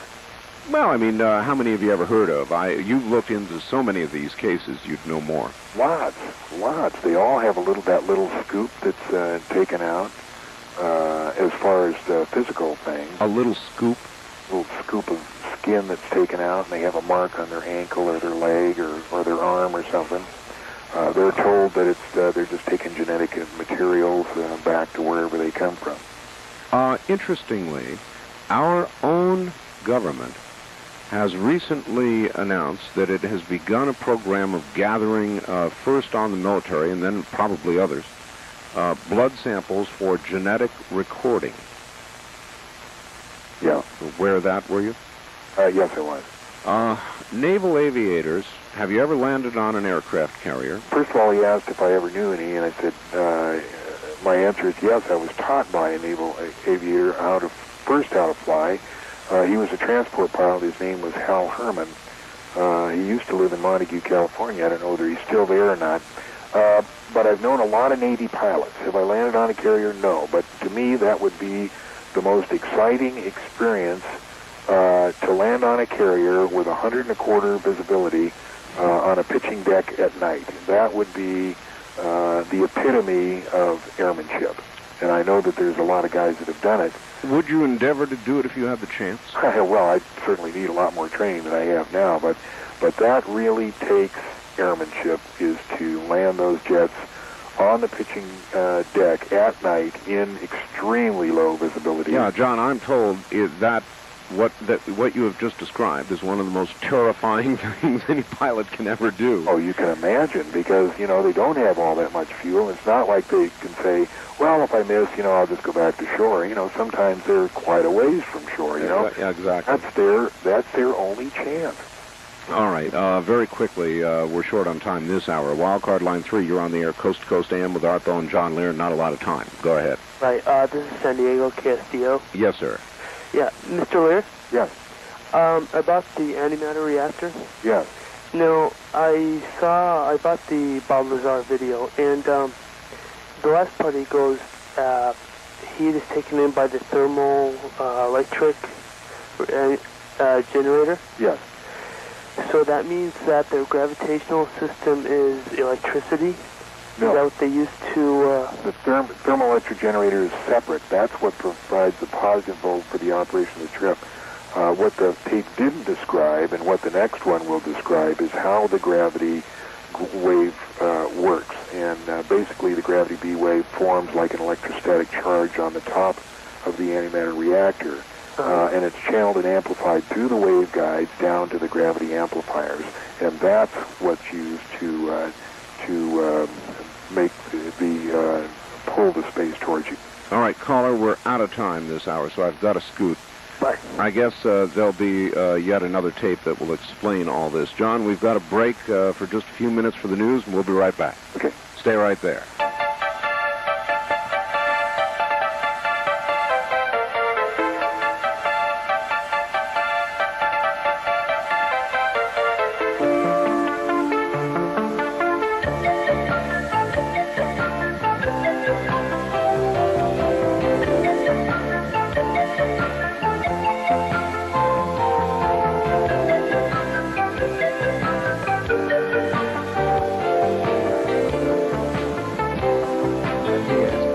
Business owner. Would you like to advertise to over 750,000 people in the West per night? Would you like an audience that listens to the radio for information, that ranks as number one in listener loyalty, that is growing every night as Coast to Coast AM with Art Bell is proving to be the best late-night talk show in America? Would you like to reach the consumer who, much like yourself, has many interests and requires goods and services from a variety of suppliers? Does your business search for the investor who follows world events as a prelude to investment? Coast to Coast AM with Art Bell gives the advertiser an opportunity to reach an audience that has the income and desire for the products that you offer. We get results with adults for our clients. For more information about building your business with the Chancellor Broadcasting Network, call 702-798-1798. Bring our listeners to your products or services. Call 702-798-1798 today. That's 702-798-1798. From Jackie Gone's Plaza downtown. This is KDWN Las Vegas. AP Network News. Good morning. I'm Tim Sargent. The East Coast still feeling the effects of one of the wettest and windiest storms to hit the area in decades. Sergeant John McCluskey with the New York Police Department says they have a variety of problems to deal with today. Basically, a lot of flood damage in the ocean-lying areas on the coastal part of the city. There was other flood damage to vehicles that had driven into parts of roads where flooding had occurred. And while the storm is moving off the coast now, officials say a high tide of 3 feet above normal this morning could cause more flooding. Coast Guard petty officer in Boston says it's just a normal day for his department. We do our normal job. We're, always on call and on the ready, making sure that our stations, the boats are secured and everything like that. And then help out in the local communities. This was mostly done yesterday, making sure all the boats in the harbors are secured and helping fishermen move their boats to secure areas and sheltered areas. Conditions yesterday prompted evacuations in the Virginias, Connecticut, Massachusetts, and New Jersey, where up to 4 inches of rain fell on the southern part of the state. Authorities say that since Thursday, at least 12 deaths have been blamed on the storms. At least 50 people have been killed in a strong earthquake in eastern Indonesia. Experts at the U.S. Geological Survey say the quake measured 7.5 on the Richter scale. No reports of damage yet, but officials say it may have been extensive because of the quake's size and location. Another day in Somalia, another effort to get relief to the people who need it. The AP's Karen Sloan reports. Protected by light armored vehicles, armed Humvees, and 3 helicopters buzzing overhead, the first Marine-guarded food convoy has traveled from the port to the needy northern area of Somalia's capital. It's only 20 tons of rice, oil, and beans, much smaller than aid agencies are used to moving. Some care officials contemptuously referred to it as a convoyette. UN and World Food Program officials note it's just a test of the new way things will be done now that the military's here, and everyone agrees this first post-Marine landing food convoy is symbolic. Karen Sloan, AP Network News, Mogadishu, Somalia. A federal judge in Washington has thrown out one of the Iran-Contra charges against former Defense Secretary Caspar Weinberger. The judge says Weinberger cannot be tried on a count that alleges he lied to Congress about the affair. Hogan says the charges violate a 5-year statute of limitations. This is AP Network News. President-elect Bill Clinton wants to turn up the heat on what was Yugoslavia. The AP's Thelma Lebrecht has details. The president-elect is reiterating his support for the use of U.S. warplanes in the former Yugoslavia republics. Britain and France, which have peacekeeping forces in the region, had been resisting a new show of force. But Bill Clinton says he believes they're moving to modify their position. Anything we can do to turn up the heat a little there to try to reduce the carnage is worth trying. As for the U.S. military's effort to get food aid to the starving in Somalia, Clinton says they're making progress. But he adds any decision to expand the U.S. role, as the United Nations wants, should be up to Bush administration officials, and he doesn't want to be second-guessing them. Thelma Lebrecht, AP Network News, with the president-elect in Little Rock. More announcements of cabinet appointments expected from Little Rock today. The word now is that Democratic Party Chairman Ron Brown will be tapped to be the next Commerce Secretary. Of the 9 people Clinton has chosen so far, including 4 women, all are white. A royal wedding today, but a low-key wedding. Correspondent Joseph White in London says Princess Anne is once again tying the knot. This is not your typical royal wedding. The order of service, the guest list, the site of the honeymoon, all a well-kept secret. Royal watcher Alison Hardy says even the mode of transport is a mystery. There's a lot of questions. People aren't sure whether they're going to turn up in a Range Rover or whether they're going to go for the more traditional approach in a carriage. I think they'll probably be in something that moves fairly quickly. I don't think you'll get a lot of chance to have a look at them. The wedding itself is taking place in Scotland because the Church of England forbids divorced people remarrying in the church. This is 42-year-old Princess Anne's second marriage. The groom is 37-year-old Navy Commander Timothy Lawrence. Also, rumor has it the recently separated Princess of Wales has decided to skip her sister-in-law. 381066 1-800-638-1066 or Good Times Travel, the agent here for Princess Cruise Line. Love boat it is, you know. Can be reached at 878-8900, 878-8900. And back we go to John Lear. John, good morning again. Hey, Art, how you doing? You up for a few phone calls? Oh, you bet. All right. Good morning on the first-time caller line. You're on the air Coast to Coast AM with Art Bell and John Lear. Hi, I have two quick questions for Mr. Lear. Number one, a little while ago you said we might start seeing something in about 6 months. And second of all, when is your next speaking engagement? All right. You want to take that on the air or right here? What was that? What did I say about 6 months? Well, okay, we'll go ahead and have him take it on the air. He said that at one time you had stated you thought that perhaps something would become apparent to the American people in about 6 months, or something would start happening. Like a German interviewer told me the other day, I'm a great researcher, but a terrible prophet. You were interviewed by the German press, is that correct? Yeah, there was a guy in here, and a very interesting guy. As far as my next speaking engagement, I only give about 2 a year, and I don't have one planned. All right. I want to take a few local calls here, John. Let's see, line 1, you're on the air Coast to Coast AM with John Lear and Art Bell. Good morning. Hi, I live here in Las Vegas. Right. And one morning at 9 o'clock, my son and I were going out to take the trash out, and over a junior high school on the western side of town, we saw an object that was somewhat triangular and hovering, and it hovered for 39 minutes. It changed its attitude a number of times. It shined bright lights on us, and it changed its color a couple of times. It went up, it went down, it went diagonal, back again. We watched it for a long time. I had 2 radio towers, 2 airplane towers on the... I had 2 phone lines in the house. And these fellows said, I wish I could see it. They wanted to see it. They couldn't, and I could see North Las Vegas Tower from my home. I told this story to a couple of people, 2 of which were in the Air Force, and they both cautioned me never to tell the story to anyone again. Whoa. What was the date of that? That was about 4 years ago. And what size was it approximately? Twice as big as the Stealth. Yeah. It went from silver to white. It changed color. My portable phone went dead, and I ended up on the regular phone.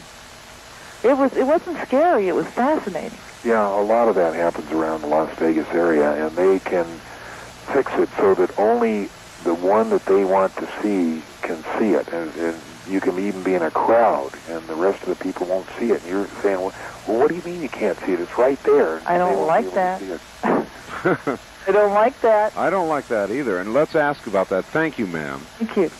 John, any explanation for the kind of technology that... I don't know how they do that. Some sort of hypnosis, mass hypnosis, or, who I guess could guess. Anyway, you don't know. Okay. Good morning. First-time caller line. You're on the air with Art Bell and John Lear in Las Vegas. Yeah, I'd like to ask John Lear if he's familiar with Zecharia Sitchin and any of his writings regarding the Sumerian tablets. Yeah, I've read most of his books, and he's got some real good ideas. He's probably onto a lot of good things there. And I just wondered how your research has, if it ties in with any of his things or not. Well, most of it ties right in. He had a particularly interesting one called The 12th Planet. Right. And there's some very interesting aspects of that. Should be back around soon. I don't know, when did he say it was coming back? No, I'm not too sure about that. Yeah. No, he has a real interesting set of books there. I would recommend that to anybody who is interested in his subject. His research shows that there's been visitation from other planets since, back in those days. And could you kind of confirm that? No question about it. He has some very good evidence that there's been all kinds of wars and monkeying around with the human race and modifying this and modifying that. Very good books. Okay, well, thank you very much. Thank you for the call. John, AIDS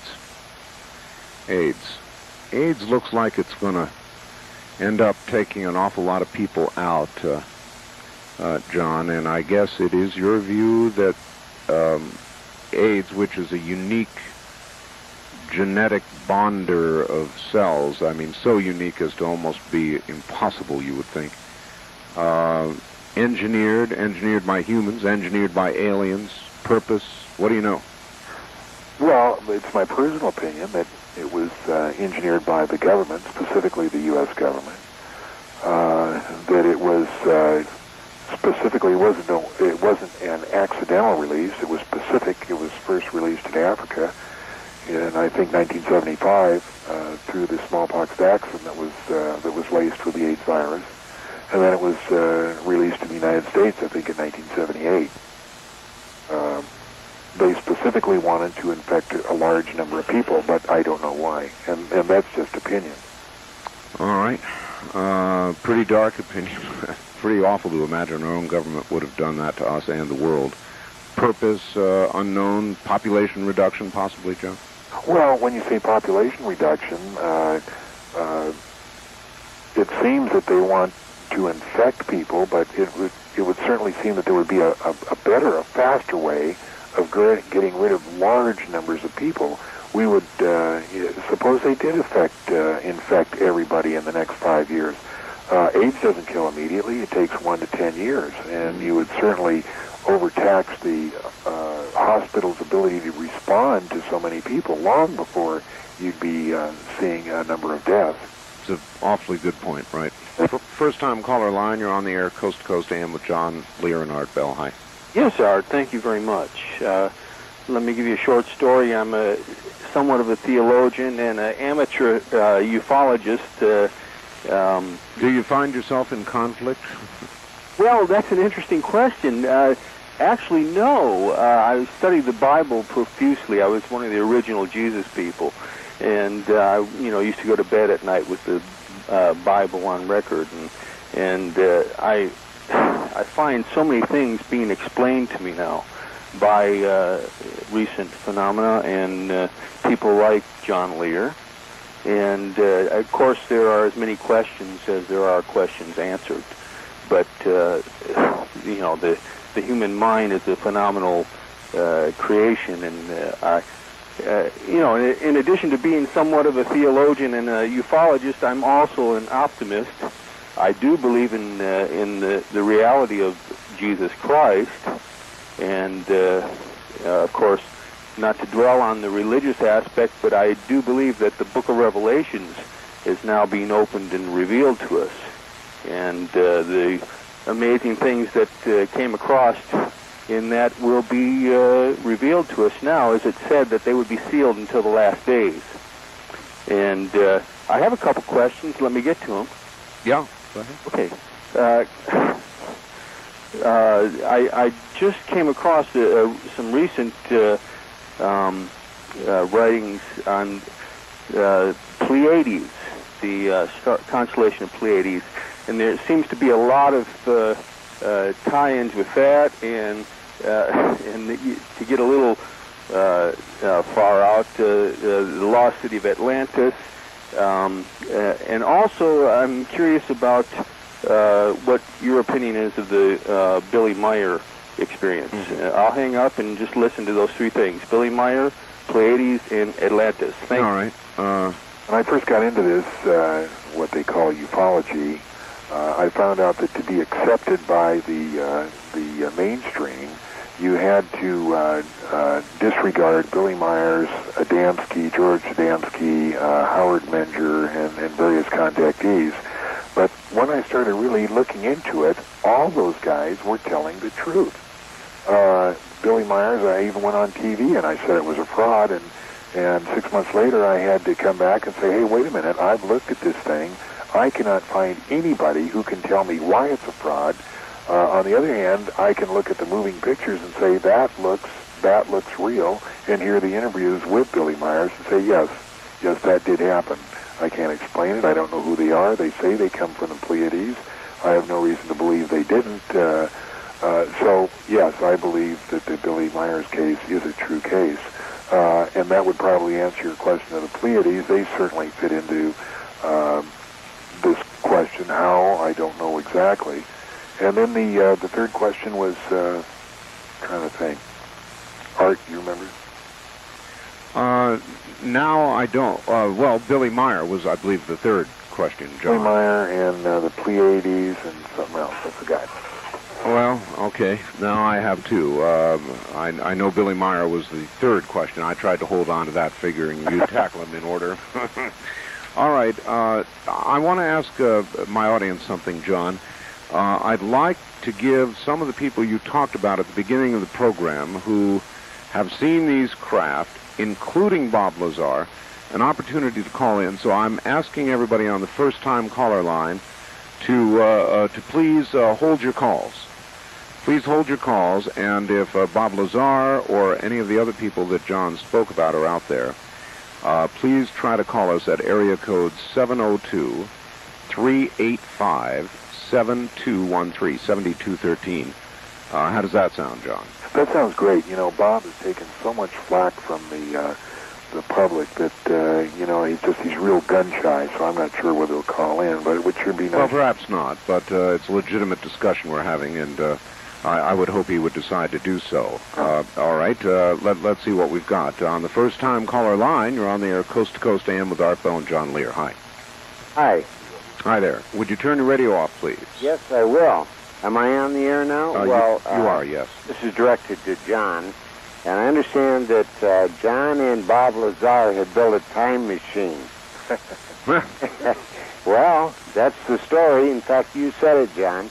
John, is that right? Have you built a time machine, and could I go to the 50s, please, John? About 55. And it'll go, what, I suppose, forward in time or backwards in time. Have you ever tried it out? Well, what the bottom line on that story is I asked Bob if one could be built, and he said yes, and I said, what would we need? And he gave me a list of materials of what we would need. A lot of it we couldn't get. For instance, the power source. Kidding.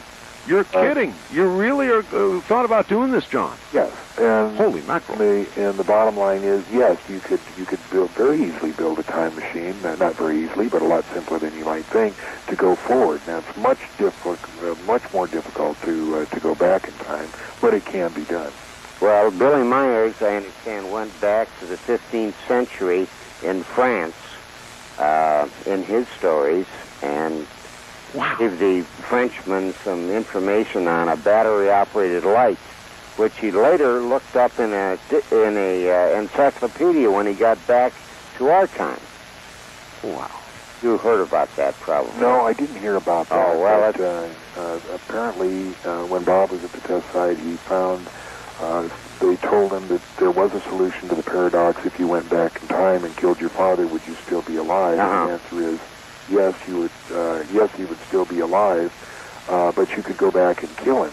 And the reason he would still be alive is you can't affect future events. Time is compartmentalized. All right, we've got to hold it there, caller John. We've got to hold it there. We'll be right back. Boy, do I want to ask you about this. Stay right where you are. You're listening to the CBC and BRN radio networks.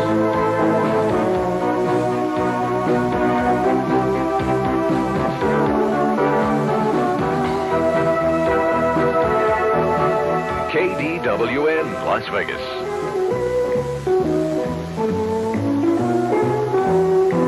When you visit Las Vegas, you can enjoy yourself at Jackie Gaughan's Plaza Hotel at the top of Main and Fremont, downtown. Stay in one of over 1,000 rooms and suites at the Plaza. Whether you're visiting or live in Las Vegas, you'll delight at the show of lights while dining in the Glass Dome Center Stage restaurant after the sun goes down. Any time of the day or night, you'll find something good to eat in the popular Plaza Diner. Take a break in the Omaha Lounge. Enjoy your favorite beverage and live entertainment. And if sports is your thing, don't forget the Plaza Sportsbook. You can keep tabs on your favorite sports teams. 24 hours a day, there is something happening at Jackie Gaughan's Plaza Hotel. Plenty of free parking, too. The Plaza Hotel, Main and Fremont, downtown. Financial security. Everybody wants it. Not everybody gets it. The key to achieving a successful financial position in life belongs to those who invest wisely and plan ahead. Fortunately, Barron's can help you accomplish both. Every week, Barron's provides you with invaluable, often exclusive information covering every investment market, From stocks and bonds to futures, options, art, real estate, and precious metals, Barron's is widely recognized for its unique and comprehensive coverage. And Barron's is committed to bringing you the facts, figures, and insights that will help you in your quest for financial security.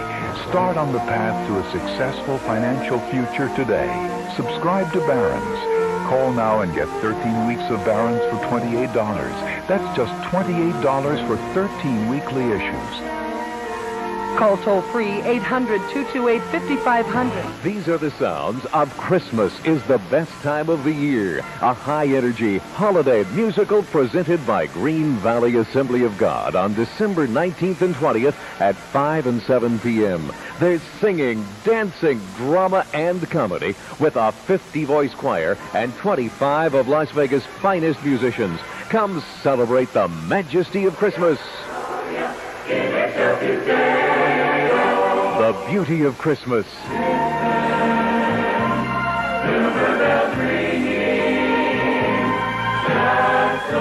And the joy of Christmas.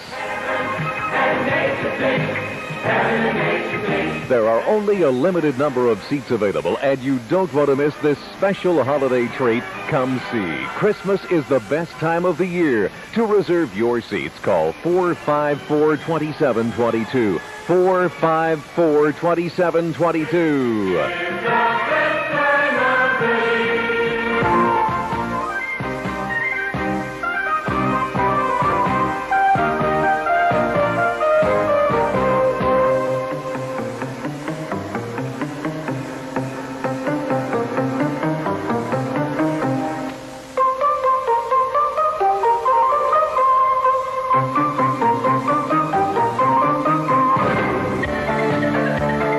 Good morning, everybody. Welcome back to the best talk radio in the nighttime from the great American Southwest to the rest of the nation. I'm Art Bell. This is called Coast to Coast AM. My guest is John Lear, and we're about to get back. Never has John said anything that's caused my ears to perk up. That last caller, I thought he was joking. John Lear building a time machine with Bob Lazar. Time machine? Could it be done? Should it be done? I have long, all my life, been fascinated with the subject of time. There probably is no other more fascinating to me. And now I realize suddenly that he was serious. Once again, brace yourselves, everybody. Here we go. John Lear. Good morning, John. You there again? Oh, how you doing, Art? Oh, time machine. Really, John? Could it be done? Yeah. Yeah? It could, yes. It has been done. I mean, I don't know whether we possess the technology to do it, but certainly someone has it. Would you endeavor to do it? It's interesting how it works. You could go forward, but then you'd have to come back. So I don't know whether, unless I could come back, whether I'd want to go forward in time. All right.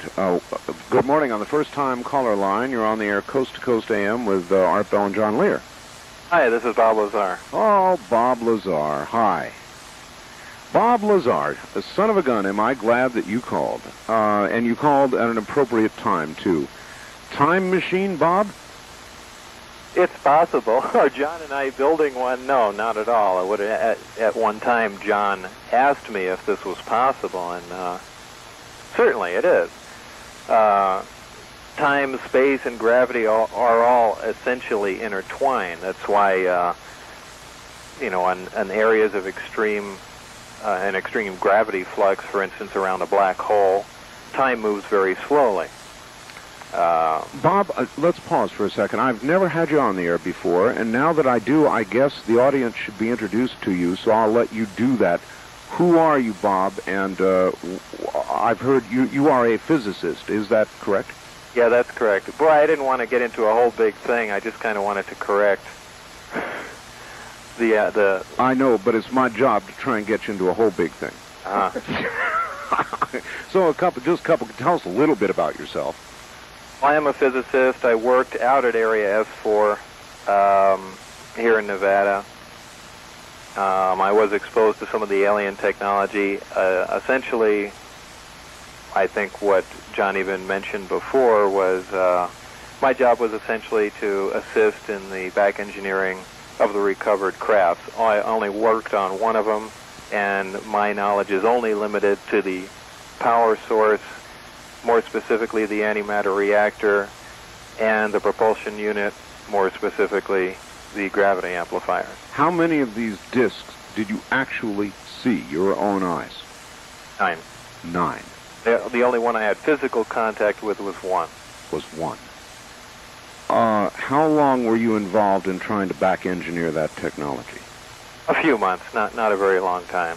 Things didn't work out very well for a whole bunch of different reasons. You ended up leaving, they ended up erasing you, is the short story. That's correct. I would ask you what I asked John earlier. Are you aware of any practical application of knowledge gained with that technology that you could point to today? Actually, none at all, no. So in other words, it's all being kept under wraps. Well, really, a whole lot hasn't been learned. The technology has been in our hands, at least some of the crash recoveries, for as long as 40 years, but not a whole lot has been gleaned from that. We know how certain things operate, but in duplicating them, duplicating the manufacturing process, really doesn't seem to be possible at this time. So there's very little. Must be very, very frustrating for them. I'm going to ask you both to hold on just a moment. I'll come right back to you. I've got a very quick break to do. Stay right there. John Lear and Bob Lazar, back in a moment. Let me ask you. And good morning from the home of S4 in Area 51, the state of Nevada. This is Coast to Coast AM live talk radio through the nighttime, Monday night, Tuesday morning through Friday night, Saturday morning. I'm Art Bell. I've got John Lear and Bob Lazar on the phone. We're going back to both of them right now. Gentlemen, good morning again. Morning. Gee, Bob, back to the time thing for a second now, if we might. You're saying, A, it would be possible. Well, it's not only possible, it happens quite often. I mean, this sounds really far out, but it's known scientific fact that the closer you are to a strong gravity force, the slower time moves. Time, gravity, and space are all intertwined like that. In fact, there was a famous experiment that was done. 2 synchronized atomic clocks were placed side by side. They read the same time, and one was put at sea level, the other was put up at either in a plane or a high mountaintop, I don't recall which, and when they were brought back together, they both read different times. That was because of the change in gravity. One was further away from the source of gravity, being the Earth. Now, if you can artificially create a tremendous gravitational field, you can slow the effects of time down for the person that's in that distorted field. Now, the practical implications would be very difficult. First of all that would do would be slow down time for you. Everyone else essentially continues along the normal pace, so it appears that you move forward in time. As far as moving back, I haven't the slightest idea how you would do that, but it's certainly possible forward in time. In fact, the shuttle astronauts, or the astronauts that went to the moon, came back, I believe, 34 seconds younger than their counterparts here, just because of the gravity changes that they went through. Wow. Is this not isn't there a similar phenomenon associated theoretically with black holes or the edge, the event horizon of black holes, Bob? Just because that's, a tremendous gravitational field, and in fact, at the very event horizon of a black hole, time doesn't increment at all. For instance, if you walked over to that area near the event horizon or somehow was able to survive it, spent a second there, you could come back to Earth and 1 billion years could have elapsed. The time reference is completely changed. So the whole key is distorting gravity, creating a strong gravitational field, which in fact is how these crafts they have at S4 are powered. And they bend or jump through bends in space or create bends in space. How would you explain that, Bob? Well, they essentially create them. They're using a device to artificially create gravity. This device, in turn, part of its nature, gravity distorts time and space. It bends space. It bends time, and this is how they travel. The discussion I got into, John, was, well, gee, is it possible to build something like that?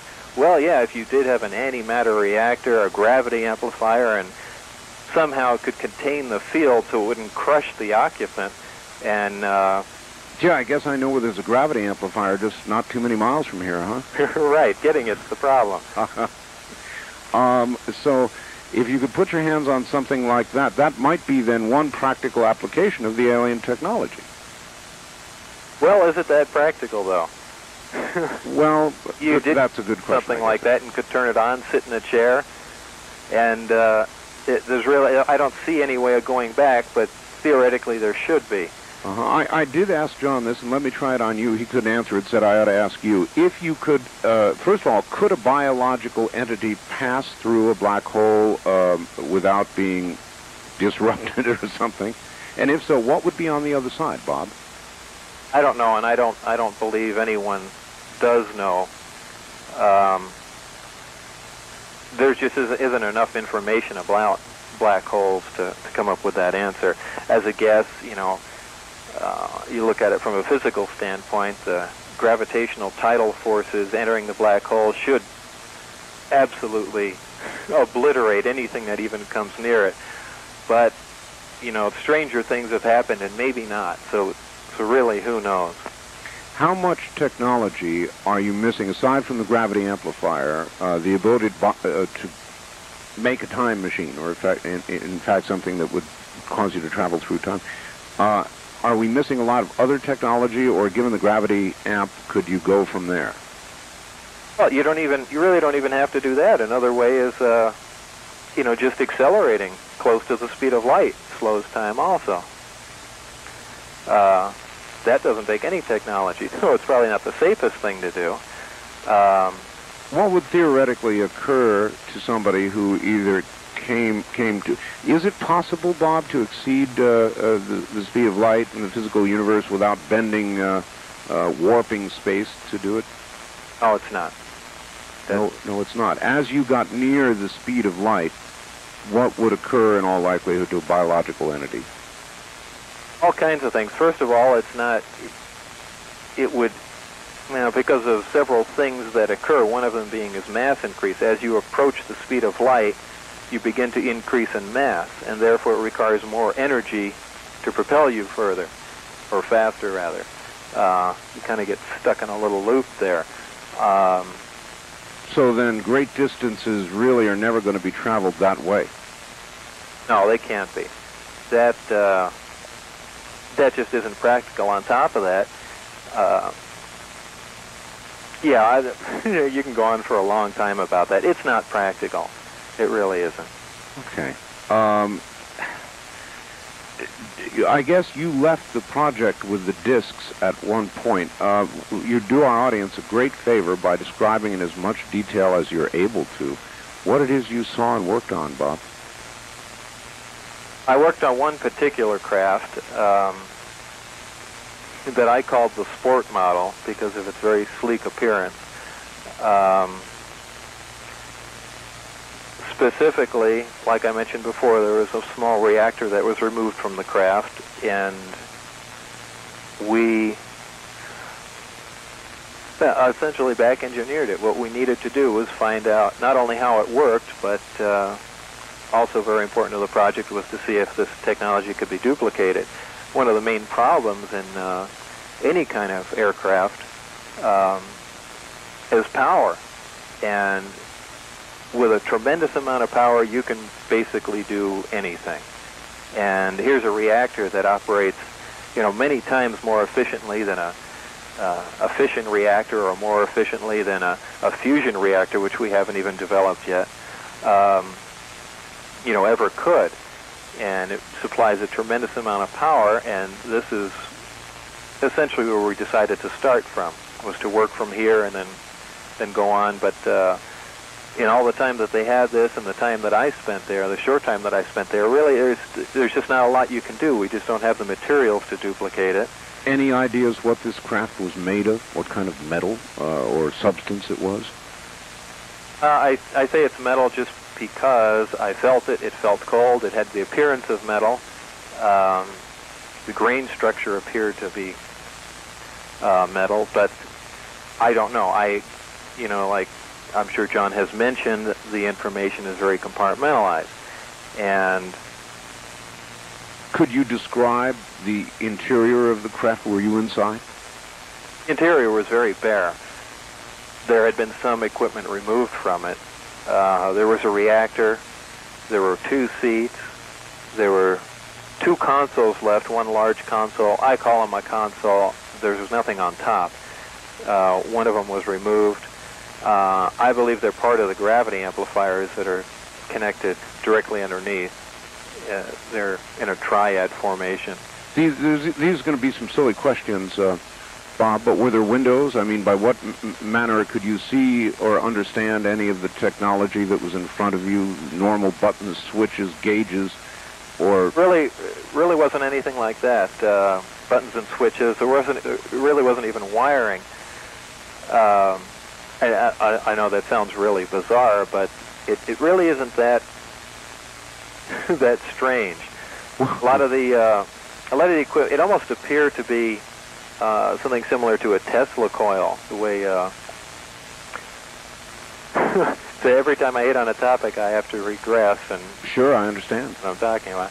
But it almost seemed like every piece of equipment was tuned to whatever it was supposed to be receiving signals from, and it was essentially electrical power transmission without wires, which is not something far out. That was something a man named Tesla accomplished in the 30s.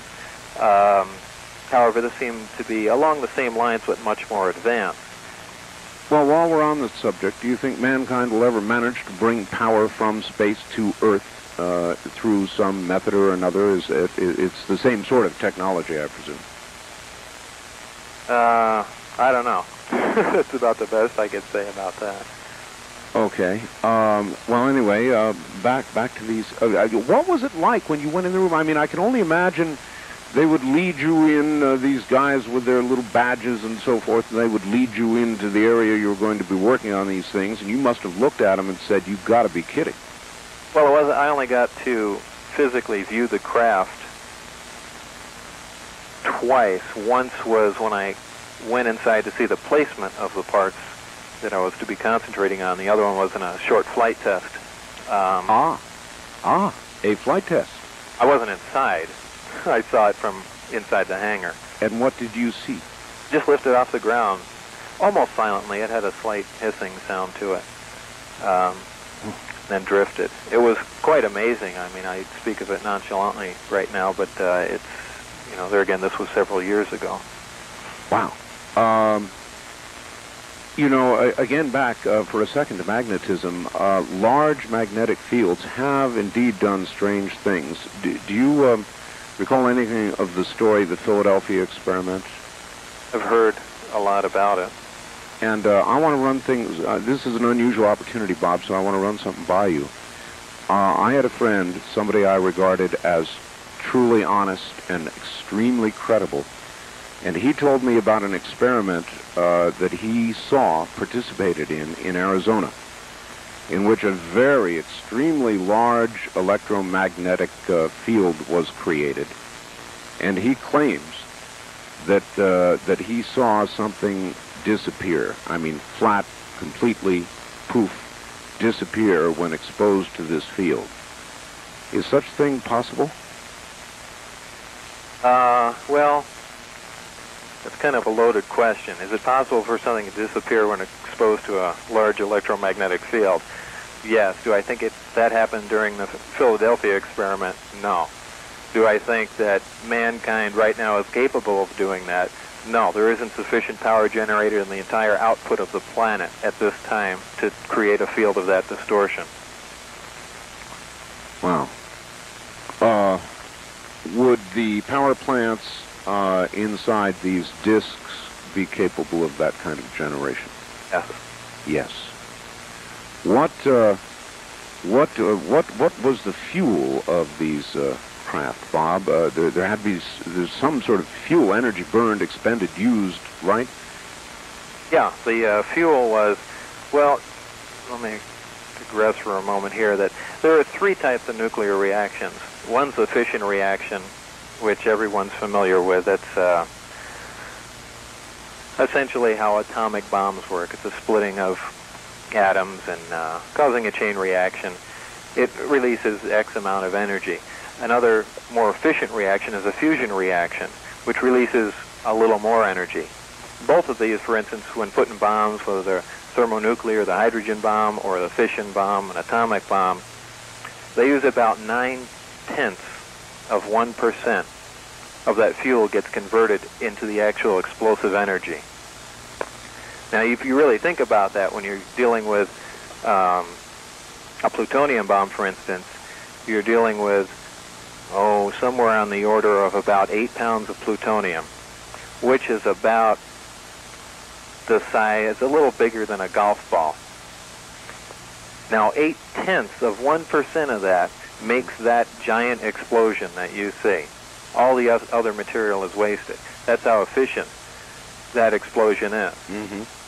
Now, an annihilation reaction, which is a conversion, the direct conversion of matter to energy, is 100% efficient all the time.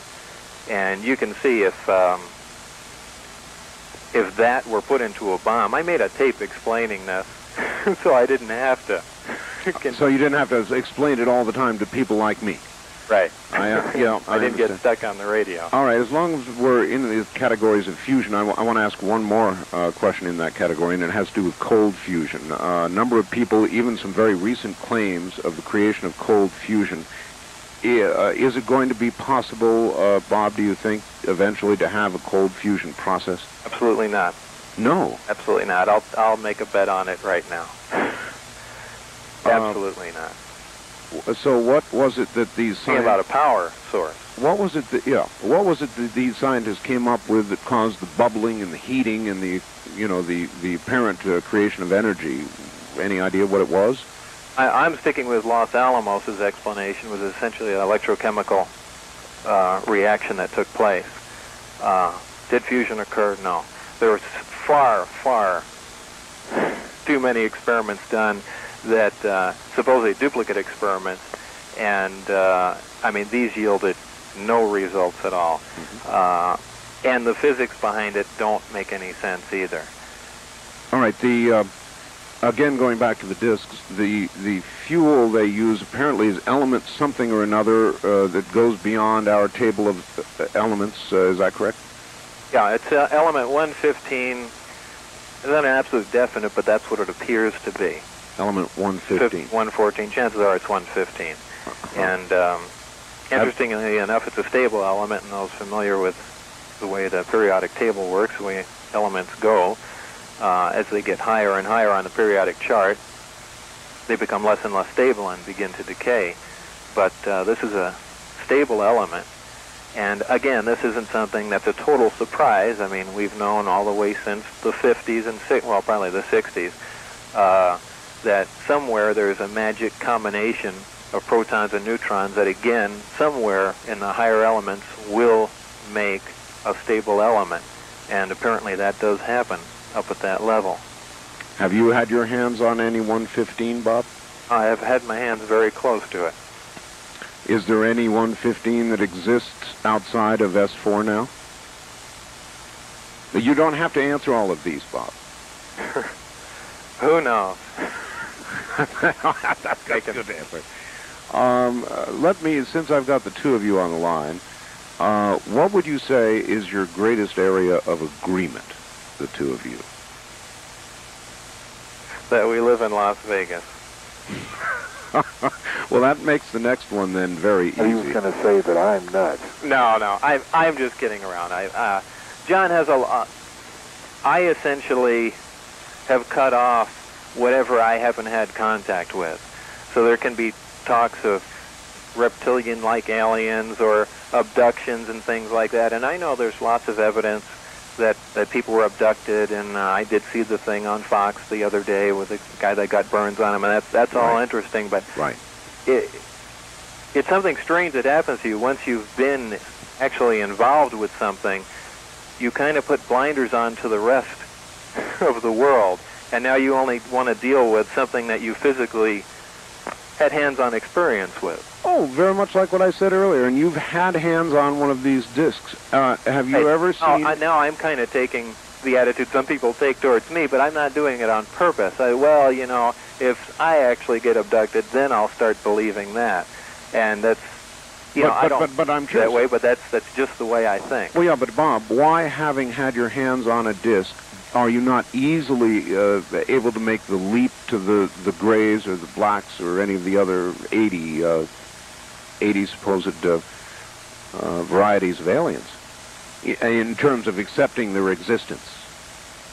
Well, I'm sure there are other civilizations all over the place. I don't know. I haven't seen evidence of other civilizations, I guess. Are you absolutely convinced that those discs and that technology did not come from or originate here on Earth? Oh, beyond a shadow of a doubt. Well, unless they were robots, somebody brought them here then. Oh, certainly. Some form of other creature had to have brought them here. There's no doubt about that. I just don't know if there are 100 different civilizations visiting Earth. I don't know if 100 other civilizations could find it. It's possible. I just shy away from that. All right, this sounds then like an area of disagreement between the two of you. I really can't take a stance on it because I don't know. This is just a personal feeling. You sort of are cautious, though, in commenting in that area. Sure. What would you two say is the biggest disagreement you have regarding all of this? Would that be it, or is there some other area? I don't know. You'd have to ask John. How about it, John? I don't think we have... I can't think of a real disagreement. So no real disagreements. All right, gentlemen, I'm going to do my best to hold on to you for a while here if I can, Bob, and maybe even take a few calls. You up for that kind of thing? Are you up, or are you ready to go sleep? Sleep is kind of on my priority list here. Is it? Can you give me a few more minutes? Sure. All right, very good. Then both of you stand by. What a distinct pleasure. Bob Lazar and John Lear, both here, both together again. I guess they are frequently. And we'll get them back on the air together here in a moment on the CBC and BRN radio network. I'm Art Bell, and I will tell you later how to get copies, tape copies of this program, because I know there's a lot of people having conniption fits now, wanting one. We'll be back in a moment.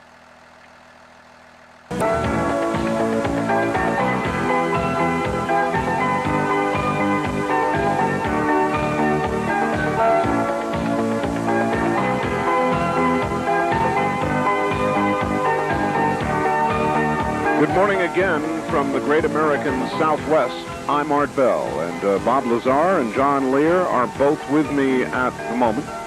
Back to them we go. Gentlemen, you're on the air once again. How you doing, Art? Good morning. Bob, while we've still got you,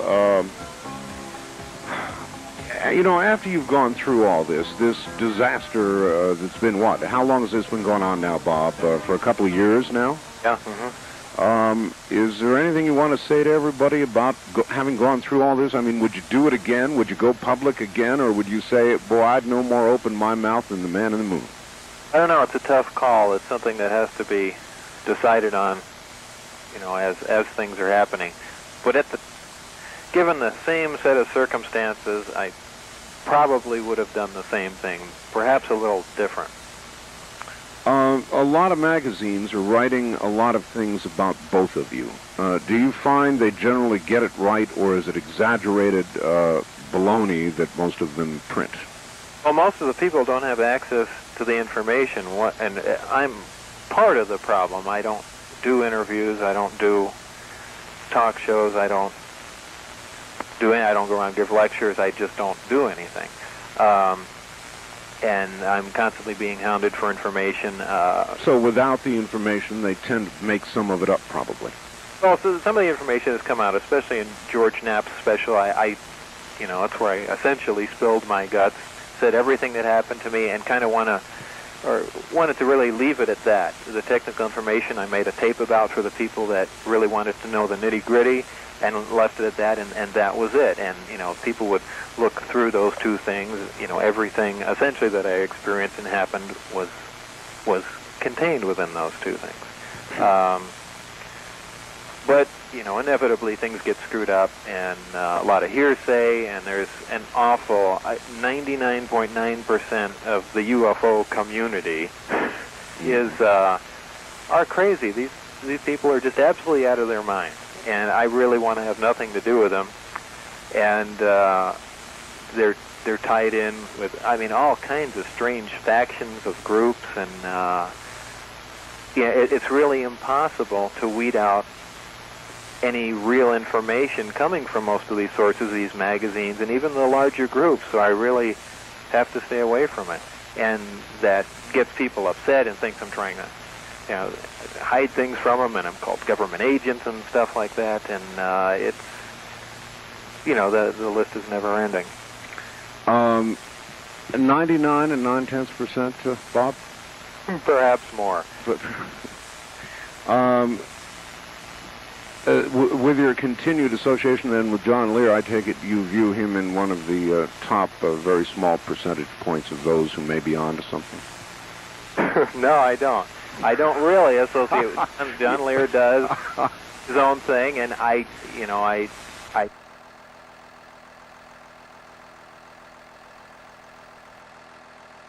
and there's an awful 99.9% of the UFO community are crazy. These people are just absolutely out of their minds, and I really want to have nothing to do with them.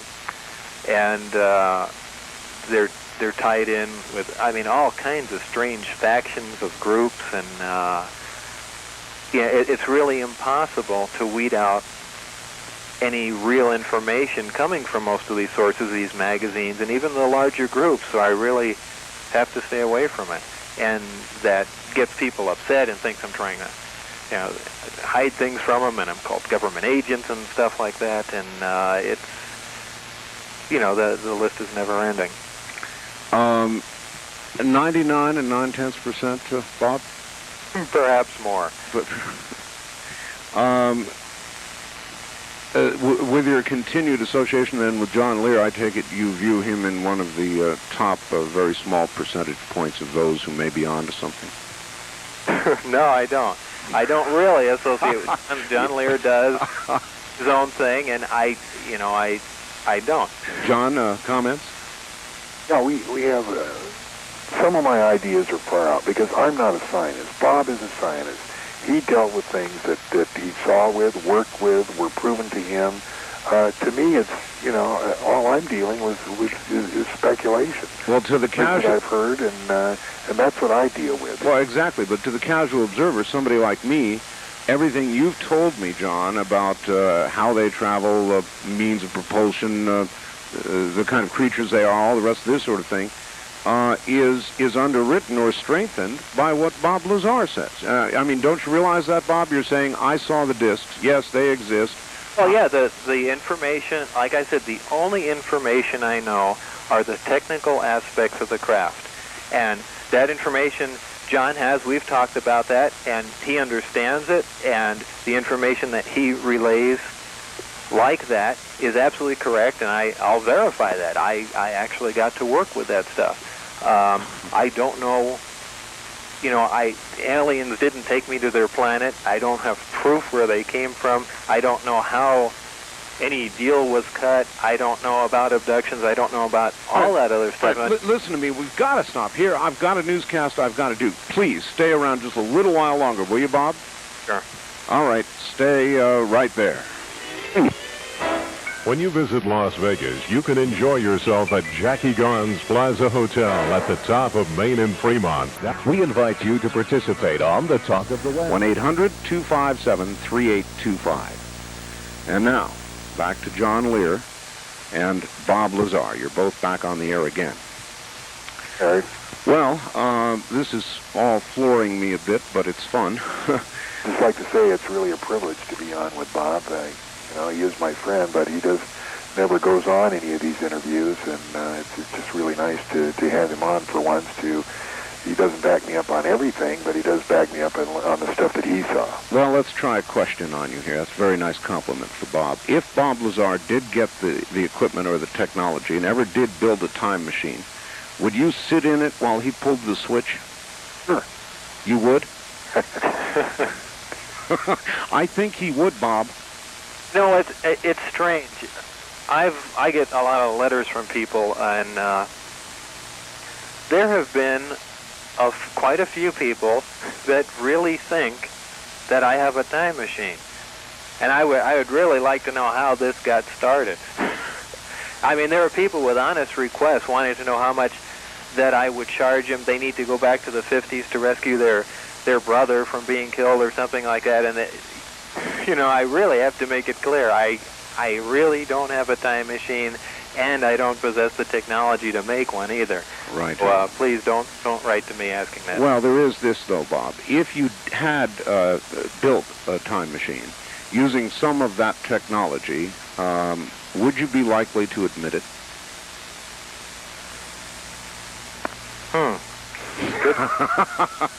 That may give you some clue as to why people think that you may have it, even though you say you don't. Yeah, well... I'd like to just... Well taken, I guess.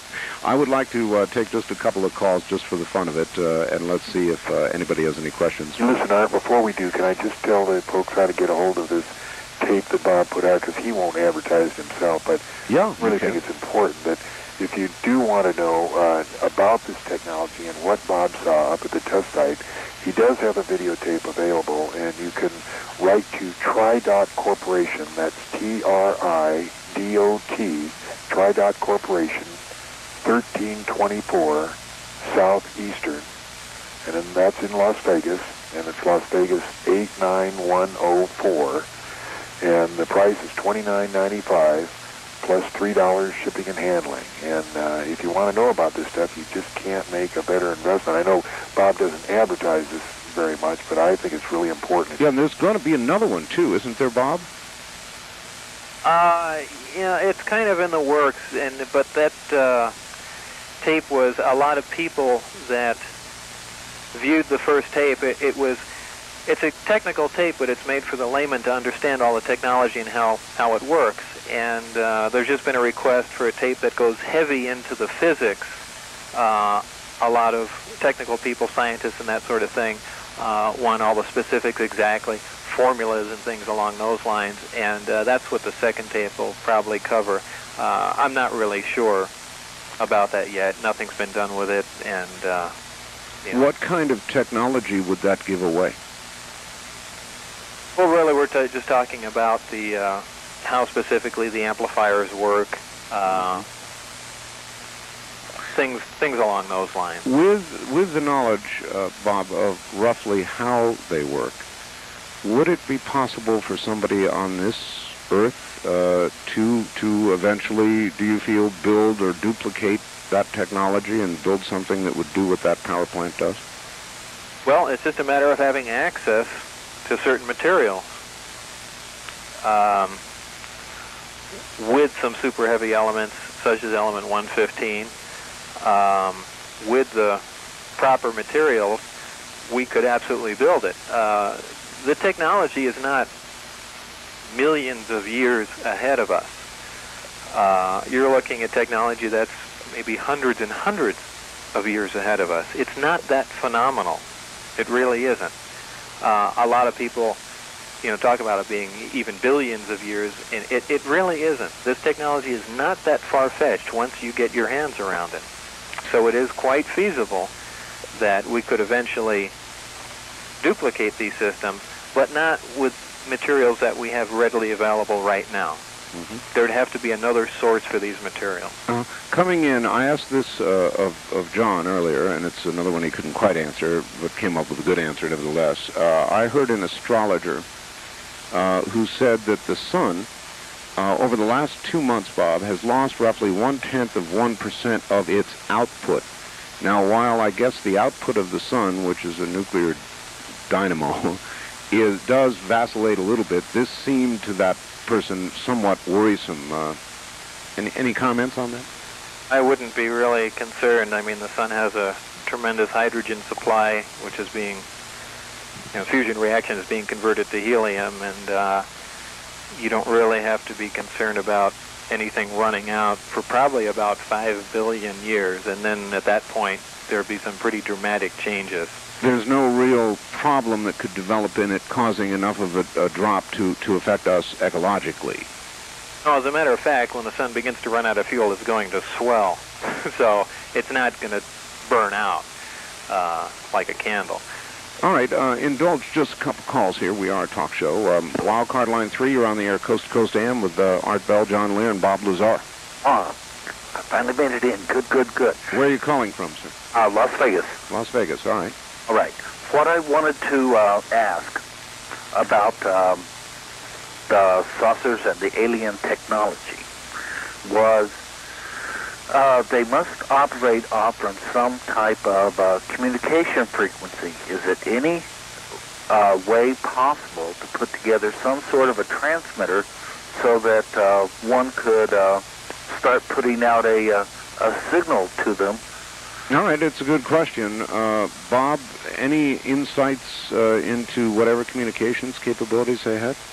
Well, what bothers me with the communication, and of course there must be some in the craft, is that because of the gravitational field, everything is going to be distorted around the craft, whether it's radio waves, whether it's light waves.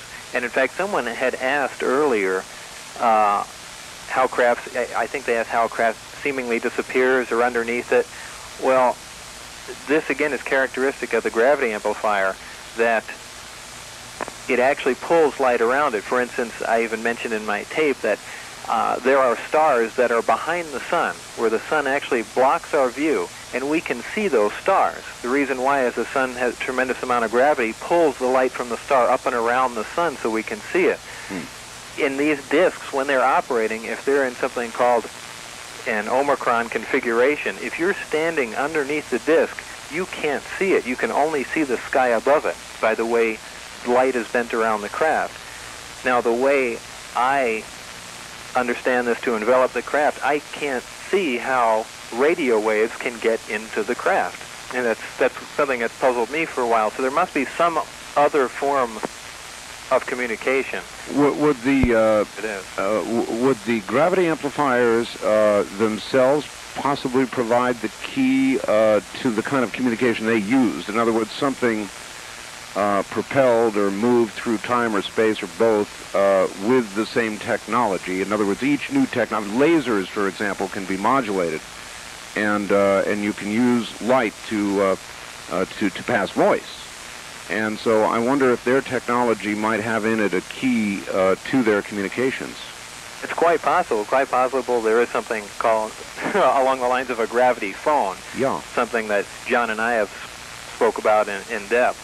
That it essentially is a gravity amplifier with a modulated output, and it is received. Again, this is just an educated guess, but it's certainly possible. But as far as there being a frequency you can tune in or transmit, I haven't seen anything along those lines that the crafts would receive. So then their communications might be every bit as advanced or different, would be a better way to put it, than anything we're familiar with, traditional RF frequencies and so on. Probably, because they're traveling such tremendous distances, the crafts would get there years before their transmission did. So they can't use regular radio transmission. They have to use something that actually bends time and space. Yeah, one would think that any insight into that at all might give one the ability eventually then to communicate, if not travel to these creatures, but communicate with their point of origin. Right, I agree. Wildcard line 3, you're on the air Coast to Coast AM with the group. Hello, are you there? Yeah. Yes, sir. Turn your radio off, number 1. Okay. I've been trying to get through to you for a long time. Where are you calling from? I'm calling in from Las Vegas. All right. Go ahead. The first question is, this directed to John Lear, do the aliens have a philosophy about their own creator or creation? Number 2, the supercluster that is to be built in Texas, is that going to give any clue as to their technological advances. All right, well, there's a question for each one of these I don't know two, really. The philosophy, and I'd like to hear Bob's answer on that super collider. I've heard many people say, "Oh, they're building that to make 115," and I never asked Bob about it. Element 115. Bob, what can you tell us about the super collider? Well, to be honest with you, I don't know a whole lot about the super collider. I do know the basic plan and what they're attempting to do. Is it going to be used to make 115? No. Again, if you're going to assemble an incredibly heavy element like that, other elements that we've synthesized up to 109, and that hasn't been really documented. But these have been put in accelerators for an incredibly long time at a tremendous cost of electrical power. And, we essentially have a yield of 1 or 2 atoms of the substance. If you're talking about something much higher than that, like an element 115, it's just inconceivable. You'd have to have this tremendous thing running at full power for decades to wind up with several atoms of a substance, if it can be done. So I've always contended that element 115 has got to, or it must have been naturally created. All right. I'm right on top of another break, and gee whiz, there's just not enough time to say goodbye, so I guess you'll have to stay there for a minute. Stand by, both of you. That's known as one of the tricks of the trade. You're listening to the CBC and BRN Network. Right back. In Las Vegas. Epicurean dining excellence. The classic, overworked, overstated restaurant cliché used from New York to Los Angeles and all points in between. Finally, however, a restaurant in Las Vegas not only lives up to, but actually surpasses that lofty cliché. The Mayflower Restaurant, the restaurant chinois of Las Vegas.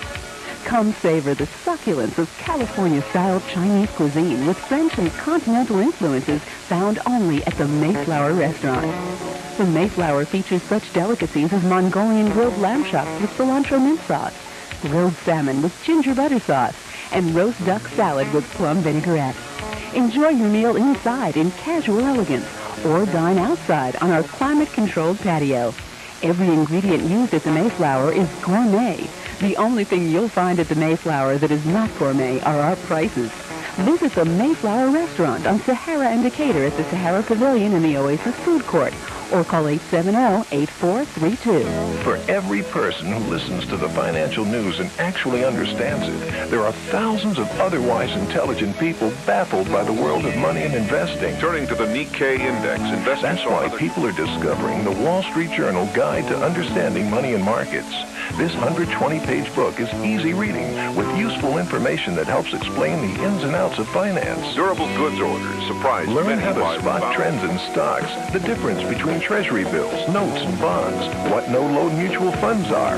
You'll get this handy guide, a $13.95 value, free when you subscribe to the Wall Street Journal. The dollar mixed, affecting the pound. Get the guide and 13 weeks of the journal for just $37, more than 20% off the newsstand price. So if you're left scratching your head when you hear HSR is issuing baby bonds in order to... Then maybe it's time you cleared up a few financial mysteries. Call toll-free 1-800-548-0600. The International Association of Lions Clubs in Southern Nevada are working with lens crafters in collecting used eyeglasses. The glasses may be dropped off at any lens crafter store in the Las Vegas area between now and New Year's Day.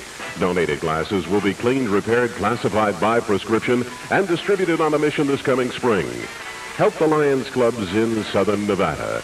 Donations have grown from 6,000 pair in 1988 to more than 400,000 pair last year nationwide. Hi, this is Muriel Stevens inviting you to join me every Monday, Tuesday, and Wednesday from 12 noon to 1 p.m. at the Good Table. Our menu is a special treat, so you won't want to miss it. Remember, Monday, Tuesday, and Wednesday at noon, right here on KDWN.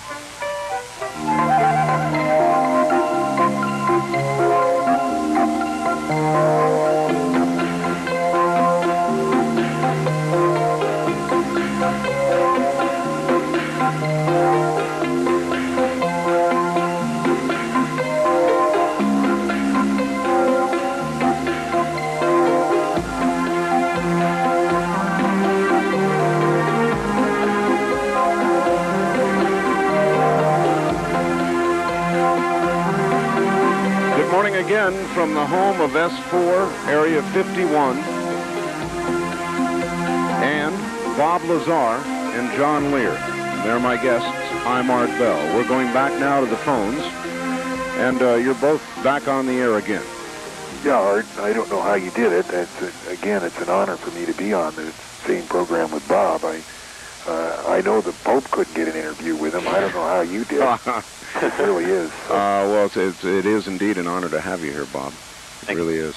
If I might, let's expose you both to some more of the people. Wildcard Line 3, you're on the air, Coast to Coast AM with the group. Good morning.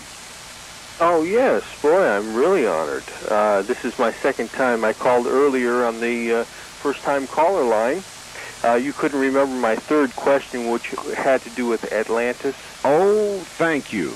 Yes, thank you. And thank you for the call back. John, that's right. It was about Atlantis. Yes, they're probably, is based, in fact, for a lot of mythology. The one thing that I can't find any information on is, where did the myth of the dragon come from? Was there really something? I mean, usually there is a basis in fact of most mythology. Something happened to make that, but I've always wondered where the dragon came from. All right, well, at least you addressed it. Thank you. Good morning. You're on the air, Coast to Coast AM with the group here. All right, hold on. Let me turn down my radio. Where are you calling from? Arizona. Arizona, all right. Yeah, I wanted to know before I'm picking up off of Cadon, so you're about ready to go out. But I want to know where I can get the tapes from, the copies of them. All right. I'm sure that'll please them.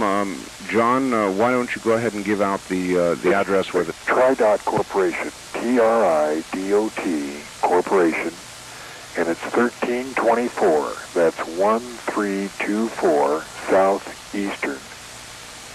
And it's Las Vegas, Nevada, 89104. 89104, and it's $29.95 plus $3 shipping and handling. And you'll really enjoy it. All right. Bob, a question for you. Has anybody who's heard these stories or any of the publications or any official government agency subjected you to any sort of truth-telling trauma, injections, machines hooked up to you, anything to try and verify what you've said? Well, when I first mentioned it to the, television network up here, I voluntarily took lie detector tests, but no, I never took any tooth serum, and no one else has come after me or forced me to do anything. Our local news anchor on Channel 8, I guess, went along with you and looked at and investigated.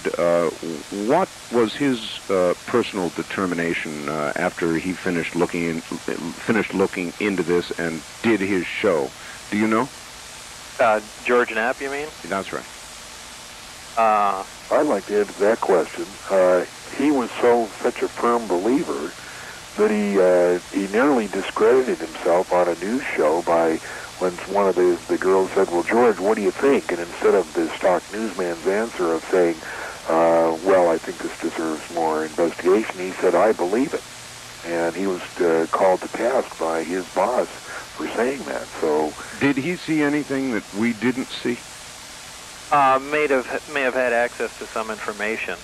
But now, George wasn't that ardent of a believer in the beginning, as I wasn't either before I got involved with the project. But George did go to great lengths, traveling with me to Los Alamos, and going all over the place, tracing down leads, and things added up quickly to someone put in that much effort. And he essentially put everything together, and Yes, I have that show on tape. It was really something. Really something. All right, just one more very quick interruption, gentlemen. I'll be right back to you. Stay right there. My guests are John Lear and Bob Lazar. And if you've been with us, then you well understand the nature of the discussion. If not, then stay tuned. If you own a gun or want to have the right to do so, your rights are under attack like never before. If you don't stand up for your rights today, I warn you, you won't have those rights tomorrow. That's why I urgently need you to get a pencil, because in just a minute, I'm going to give you a toll-free number to call so you can join the Citizens Committee for the Right to Keep and Bear Arms.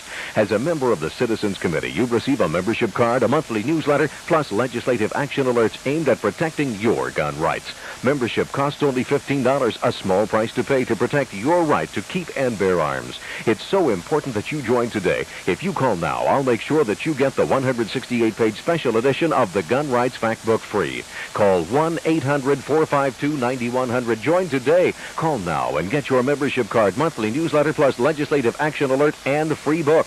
Membership is only $15, and remember, the call and book are free. 800-452-9100. You can use Visa or MasterCard. Call now. It's time to stand up and be counted. 1-800-452-9100. From Jackie Gone's Plaza downtown, this is KDWN Las Vegas. Good morning again from Las Vegas. I'm Art Bell on the CBC and BRN radio networks. Let me take care of something real quick here, and we'll plow back in with clear sailing.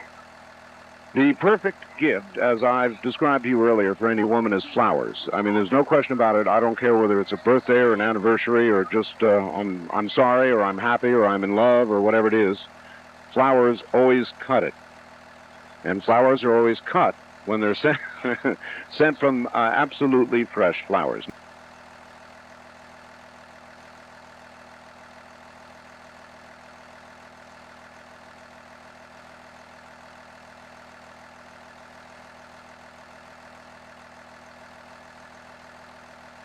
No kidding, it's the perfect gift because you don't have to go out and shop for it.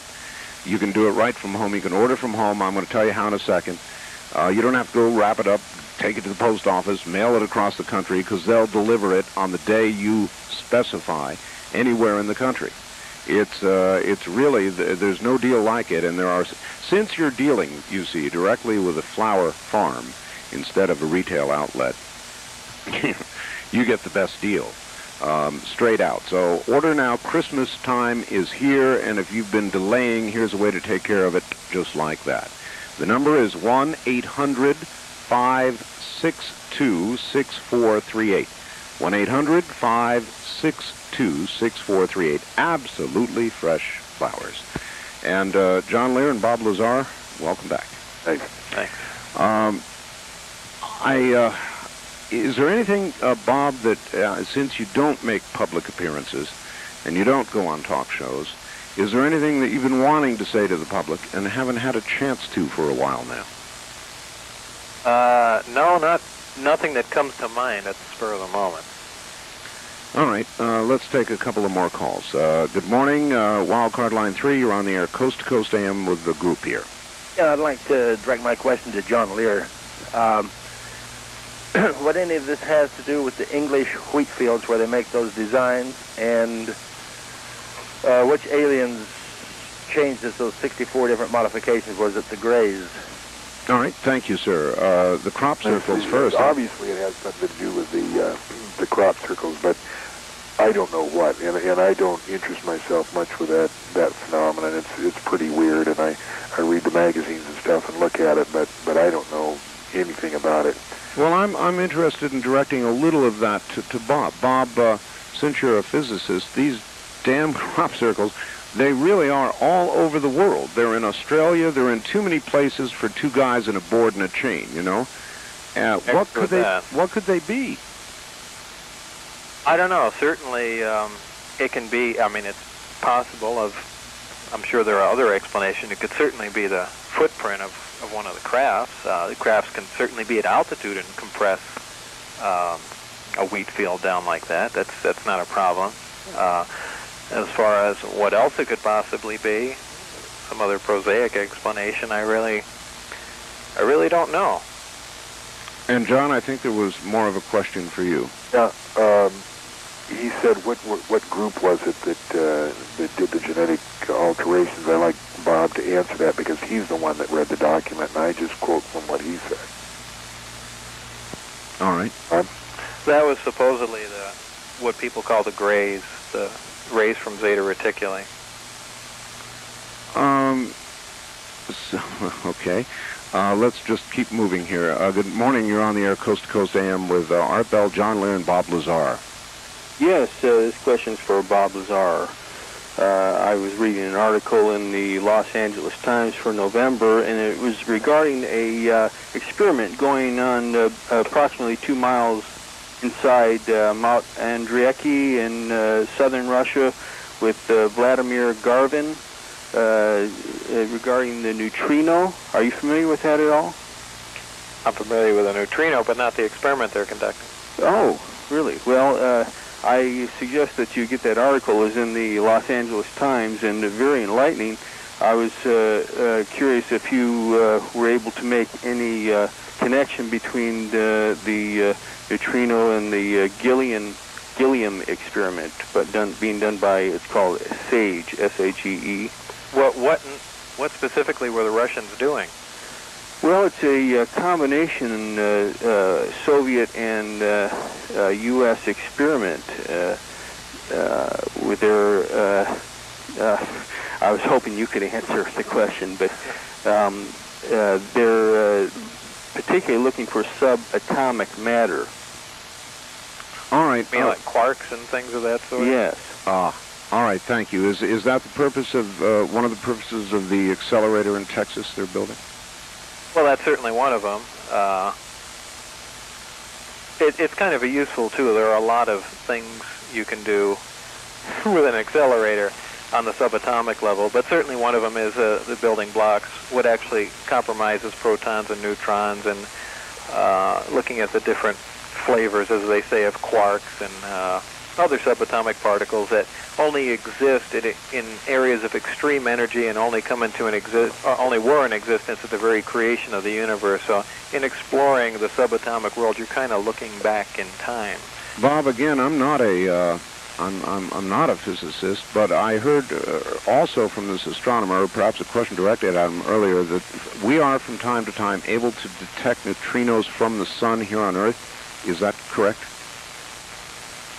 Well, first of all, our neutrino detectors aren't really worth very much. But, yeah, neutrinos are not only produced by the sun, but we can detect them. Neutrinos will go clear through the Earth. In fact, it's theorized that a light year of lead, I mean, it's like somewhere on the order of 6 trillion miles of lead, would not stop a neutrino. That's why I was interested to see what experiments the Russians were doing with neutrinos, since it'd be very hard to interact them with any matter. Well, the further comment was there was worry that they have not been detecting as many neutrinos as they once did, and this was some sort of source of worry. Well, neutrinos really don't do anything. That's I would find it difficult for it to be a source of worry. Would you think there would be something approximating miniature black holes? Would such a thing exist, Bob? Oh, I would think that's certainly possible. You know, remnants of a collapsed star, like any black hole is theorized to come from. Certainly there can be a small one. In fact, one of the explanations for what happened in where was that in Russia? In Tunguska, I think it's pronounced. Oh, yes. That was one of the theories, that a small black hole collided there. A piece of antimatter landed there. They had all kinds of explanations for that. Would the damage done there fit what would probably occur were we to ever collide with a black hole collide with us, would be more like it? It would have to be very small. And who knows what happens when you collide with a black hole? That's the only problem. As far as the antimatter explanation, I think they've almost ruled that out, because there would be some residual byproducts of that reaction that could probably still be detected today. But there again, it's an after the fact. It was a long time ago. I think it was in 1918, maybe 1930. Boy, that date just slips my mind. But Fascinating. Line 3 in Las Vegas, you're on the air coast to coast with the group here. Good morning, Las Vegas, line 3. I guess not, gentlemen. Las Vegas, line 1, you're on the air. My question is directed to Mr. Lear, and it has to do with the way the aliens communicate. I had an experience many years ago where I received a message. It was a wordless knowing. You had Roy Masters as a guest, and I've heard him speak of that. The only way I can describe it, it's a wordless knowing. A wordless knowing might be described as intuition. Well, I always thought it was a message from either the Creator or the Savior or a guardian angel. However, just listening to this program tonight, I think possibly it could be an alien because they communicate telepathically. And that's, I think, what this was. And by the way, it was a kind and helpful knowledge. I was following a wrong lifestyle. And after I got that wordless knowing and that message, I changed that lifestyle. All right. Thank you very much for the call. John, is that their manner of communication? That's my understanding, that it is mental telepathy. As difficult as that is to believe, that's the way it works. Mental telepathy. Any basis for scientific belief in mental telepathy or its possibility of it, Bob? I imagine it's possible, but that's about all that I'm going to say about that. Well, okay, but you're a physicist, and if mental telepathy were possible, what would be the form of energy that it might utilize or could even possibly utilize? I don't know. That's why I, really didn't comment much further on it. There really is no apparent. There have been people that have claimed. It's strange because I just had this discussion today with somebody about remote viewing, people with telekinesis, yes, things of that sort. As far as telekinesis, there have been several people that have claimed they can do it. No one has ever been proven to be telekinetic. Then there is no truth to the rumor that there were Russian experiments in that area and videotape of it? The videotapes were proven to fall. Oh, they were? Yeah. As far as other, I personally believe that remote viewing exists because I saw an experiment done. Taken that as being whatever form of energy would be used for communication, that person was put in a Faraday shield, was essentially as a grounded screen, and was shielded in several other ways, and there was also electromagnetic noise induced to kind of scramble any possible signal. The bottom line was, however they could see in another area, nothing affected it. So it's obviously, there again, something we know very little about, and you really can't comment on it until our knowledge base increases about that. All right. Wildcard line 3, you're on the air coast to coast AM with the group. Good morning. I didn't expect you to get me so quick. Well, there you are. Where are you? I'm in Phoenix, and I'm got you on KKOB out of Albuquerque. Albuquerque, yes, sir. I want to direct one question to John. And Bob, by the way, thanks for staying on. John, last August, you were talking about the military building some tunnels, kind of crisscrossing the country from white sand to NORAD and so on and so forth.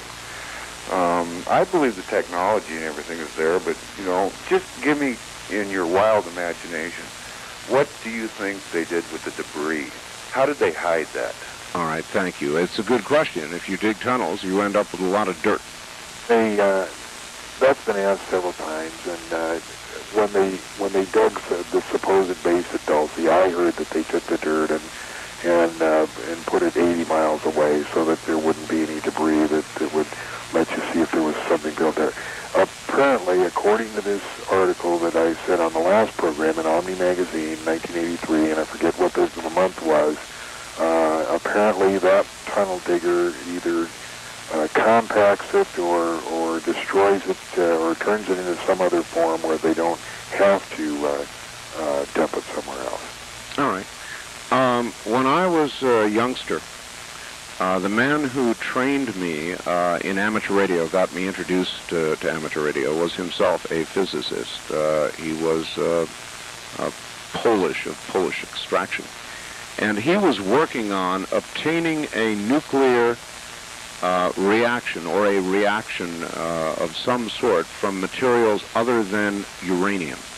Would this be possible, Bob? A nuclear reaction? Well, a reaction, in other words, trying to release the energy from materials other than uranium in the same fashion that uranium releases energy. Well, then that's a nuclear reaction. Yeah. Yes. Well, you can take any element, for that matter, and involve it in a nuclear reaction. You look at the sun. It's a fusion reaction. It's not a fission reaction, but that's taking hydrogen and just squeezing it together, essentially, and producing tremendous amounts of nuclear power, and helium as its exhaust. This is the technology that we're striving to manufacture. This would be a perfect energy source. We can get hydrogen out of the water in the ocean, and essentially the only exhaust would be helium. It wouldn't be radioactive debris or anything along those lines.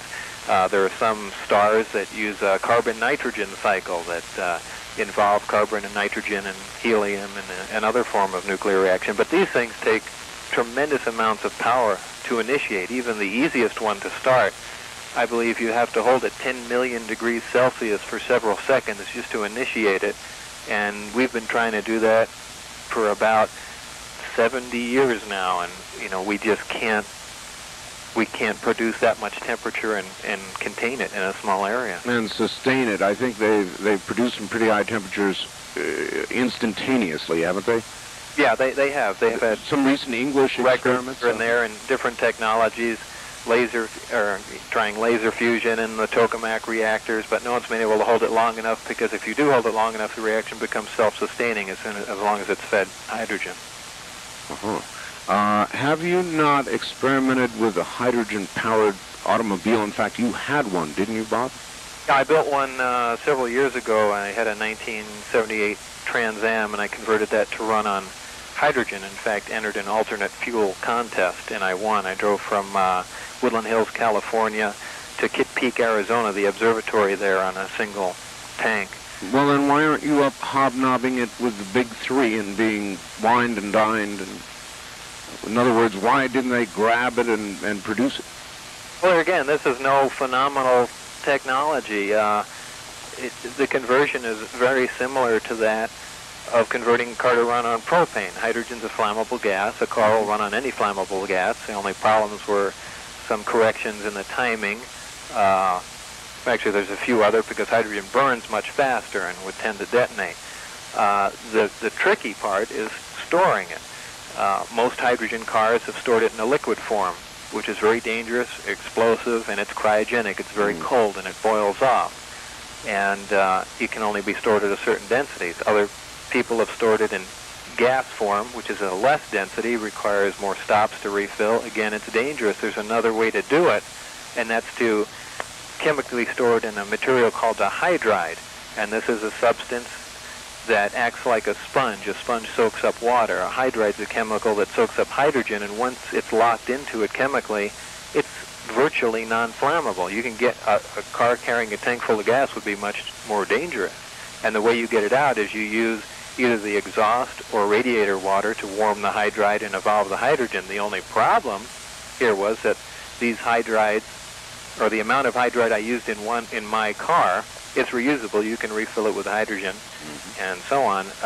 Ran about $15,000. Oh. And we didn't know what the lifetime of it was, but there were several corporations doing research in there. One of them is a big one called Billings Energy Corporation. I don't remember where they are, but they have several vehicles running on it. It's just not economically practical right now, but it's certainly a viable alternative. All right. Thanks for the story. I've always wondered about that. Line 2, you're on the air, Coast to Coast AM with the group. Hello, Art, California. Yes. Good morning, Mr. Lear and Dr. Lazar. How are you doing? Hi. I Not have doctor, by the way. Well. Degrees to me mean doctors unless you have a temperature. I see. My first question is for Mr. Lear, I'd like the where I could get information on that hands-off law regarding intact UFOs, fragments, and the occupants. Well, I'm glad you asked that because I just pulled that out, thinking that somebody would call. And it is 14 CFR 1211 of the Code of Federal Regulations. Okay. And what it says is, anyone who sees and approaches a UFO and is able to touch the object may be liable for a $5,000 fine and or a year in prison if he or she does not submit to detention. Wait a minute. Have you been fined, Bob? No, I've never heard of this before. What are you reading this from, John? From the Code of Federal Regulations, 14 CFR 1211. It has to do with touching UFOs. And it says what if you have touched a UFO? Yeah.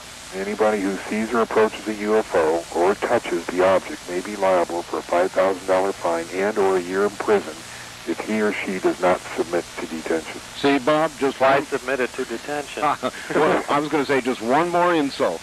I have a couple of questions for Mr. Lazar. Very quickly. Do you think the recent advances in ceramic metal technology will be used in a Buffard ramjet project? And the last question is, are biometals being developed for use in data storage and retrieval as well as espionage? All right, thank you. Can you handle that, Bob? Well, as far as what biometals are being used for, I don't know. I know very little about them. What was the first question? No, I couldn't possibly regurgitate that. Should have answered that one first because I knew the answer to that one. Oh, you had that one. Well, darn.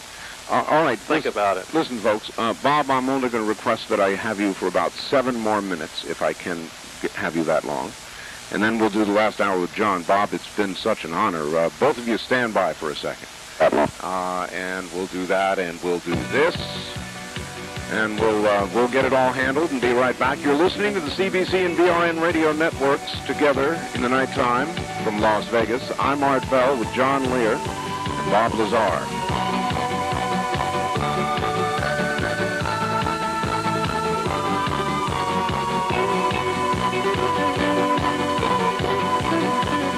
KDWN, Las Vegas. When you think of fine Mexican cuisine for the whole family, think of Vegas Cafe. To thank you for choosing Vegas Cafe for the past 14 years, Ernie and Celia Calderon have a new menu with a variety of seafood, specialty items, and desserts, plus all your favorites. There's more. Now you can enjoy a daily luncheon special for just $3.95 and separate dining rooms for smokers and non-smokers. You may also choose an imported or domestic beer or enjoy a wine margarita.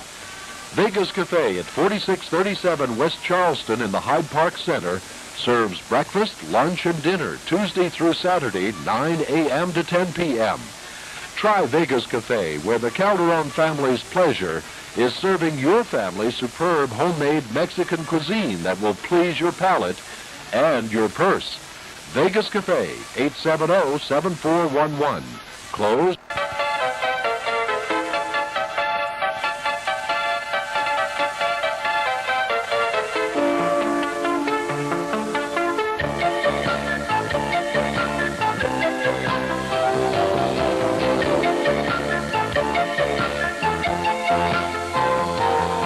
Good morning again from Las Vegas. Unusually, Bob Lazar and John Lear with us together this morning. And let's quickly go back to them because we don't have a whole lot of time here. Gentlemen, you're back on the air again, and I'll give you a final moment. I just want to get one more call in here, and I'll give you a final moment to get a plug-in for where to get that tape in a moment. Good morning. You're on the air Coast to Coast AM with what I now call the group. Where are you calling from, please? Thank you, Art. I'm calling from Santa Fe, New Mexico. New Mexico, okay. This is indeed an honor and a pleasure. I had the opportunity to catch John and Bob in August when they were on the air. And listening to that show gave me shivers for a couple reasons.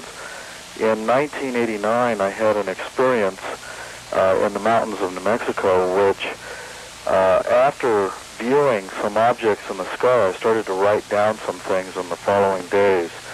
One of the things that I drew was something like a sphere with almost an ethereal ring around it or a field around it, and wrote down it had an aspect of folding and bending space. I wrote down 7 other aspects, and then when I listened to your show in August, and Bob Lazar, I ordered your tape immediately after that, and it put shivers and chills through me. All right, this is the first time Bob's ever been on the air with me that I'm aware of, anyway. But indeed, John was here and talked about Bob's. Well, there was another gentleman with John. Yes, that's right. With the imaging program. That's right, with NASA, I believe. Yeah, and anyway, one of the aspects that I wanted to... then you put in. Okay, well, thank you for the program. Right, Enjoy it. Thank you very much for the call, and good morning. And line 1, you're on the air Coast to Coast AM with Lazar and John Lear. Good morning. Good morning. Mr. Lear, I have 2 or 3 questions for you. You were talking about time travel a little while ago, and you mentioned it also on the last program that they actually have conducted successful experiments. What was the question? That somebody has conducted something. Yeah, on your last program, you indicated that it may not have been anybody from this Earth. Well, that's fine. My question, though, is are you familiar with the Rainbow Project, the Montauk Project, and the Phoenix Project? Just vaguely. Is that the stuff that Al Bielek talks about? Exactly, yeah, the Philadelphia experiment. And what I wanted to... I've been reading these books talking about that, and the things are just so fantastic in there that he traveled 40 years into the future from 1943 to 1983 and then back again to 43. And this is all a result of attempts to make a battleship, or a destroyer, I guess it was, invisible, the USS Ulysses. And as a result, not only did it become invisible, but it went through time and space. And so I was wondering what your opinion on that is, or if you have one at all on his credibility. All right, thank you. I'm not inclined to believe it. I try to stick to kind of nuts and bolts and things that I can see and stuff that Bob's told me, and I just don't. I know Al, and I haven't talked to him very much about that, but I just don't believe it. All right. First-time caller line, you're on the air Coast to Coast AM with John Lear and Art Bell. Good morning. Hi. I have 2 questions. All right. The first was, you mentioned something about when you die, your soul goes to heaven, and the aliens... when you die, the aliens take your soul to another planet? No, No, see, how did you hear all that? John, tell them what you know about souls and containers and such. You know, it's just theory that supposedly the aliens refer to us in containers. Now, if by saying containers they mean that we contain the soul, then obviously they're doing experiments with the soul. And when you die, supposedly they collect the soul and they put it in another container. And I don't know that to be true. Well, see, I did hear you say that. Is there anything I could read about that? Pardon? Is there anybody who's written anything good about this, John? Whitley Strieber discusses that. Whitley who? In his books. How do you spell his last name? Strieber. S-T-R. Strieber. Listen, sir, he'll spell it for you. S-T-R-E-I-B-E-R. Whitley Strieber. And he's written 2 or 3 books. Okay, the other question was, is there any... I know this is all speculation and stuff, but is there any... speculation about there being like an alien culture that's non-violent with no state structure? I don't know anything about that. You never heard anybody talk about that? Right, nor have I. Is that it, sir? Yeah, thanks. All right, thank you. John, you just have to wonder where some of this stuff comes from. Yeah. All right, let me see here. Wildcard line 3, you're on the air Coast to Coast AM with Art Bell and John Lear. Hi. Good morning, Art and John. A very entertaining show. Thank you. Where are you calling from? This is Barry in Phoenix. Phoenix. Okay, Barry. Mr. Lear. Yes. Do you agree that there's much CIA disinformation about UFOs? Yeah, there is a lot of disinformation. Pardon me? There is a lot of disinformation. Well, you mentioned the Brentwaters event in England. Bentwaters, yeah. Is there any possibility that that could have been staged? And the reason I ask that is because the troops that were called out to witness that were all told not to take any arms. Yes, they were all told to leave their arms in their barracks. Yes, it's and the very MPs possible it was staged. That took them out to the spot that they were going to witness, they all were unarmed. And the only reason I can think of this is that it was a staged event. Well, it was a staged event, but the question is who staged it? Probably the CIA. Well, it's possible. Oh, isn't that something? All right, thank you. So some of all this could be, in a sense, more intentional disinformation, John. Well, when I say they staged it, I mean they staged it with real... well, I'm not going to get into that. I get. Let me get into it a little bit. In other words, you can take something that is a basic truth, like the appearance of UFOs and discs and all the rest of it, and you can stretch it to an absurdity. And when you do, you discredit all that goes before it. Really. Yeah. Essentially, that's it. All right. Let's keep moving here. Good morning. You're on the air, Coast to Coast AM with Art Bell and John Lear. Where are you calling from, please? From Scottsdale again, Art. I have one more point, and no, sir. I'm sorry. We don't allow a callback on these shows, but I appreciate the attempt. Line 2, your turn. Good morning. Good morning. I have a comment and a couple of questions. I think interstellar or extraterrestrial travel, I think time is against us. Is that right or not? Against us or anybody else? The time it takes. Oh, well, yes. With conventional means of transportation, sublight, that would, of course, be correct. I'm talking about light year and even faster. Uh-huh. And another thing is, what would a tablespoon of matter from a black hole weigh? And more than you can imagine, and certainly more than it would be for you to be able to get the spoon then to your mouth. Right. And is there a true explanation on the term gravity? Can anybody really explain it? That actually is a very good question. What the hell is gravity, John?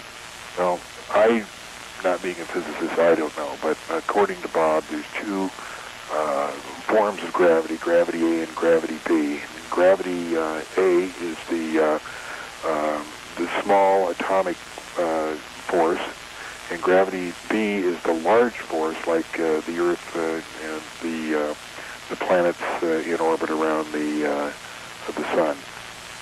All right. Very good. Let's see. First-time caller line. You're on the air, Coast to Coast AM with Art Bell and John Lear. Hello. Hello. Hi. Where are you calling us from? I'm calling from Fresno, Fresno. California. All right. John Lear's listening. What is your question? Well, my husband years ago met Mr. Lear's father in Reno.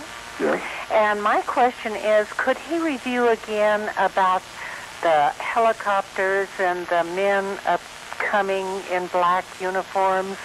Kind of review that again. I heard that before, and I didn't get all of it. I understand. John, I've seen black helicopters. No markings. We've talked about that before. What are they? I don't know. There's plenty of them around. Apparently, there's a lot of UFO incidents in which black helicopters appear with men dressed in black jumpsuits. Whether they're ours or theirs, I don't know. There's also appearances of helicopters that are absolutely noiseless, like they were just images, like they weren't really helicopters at all.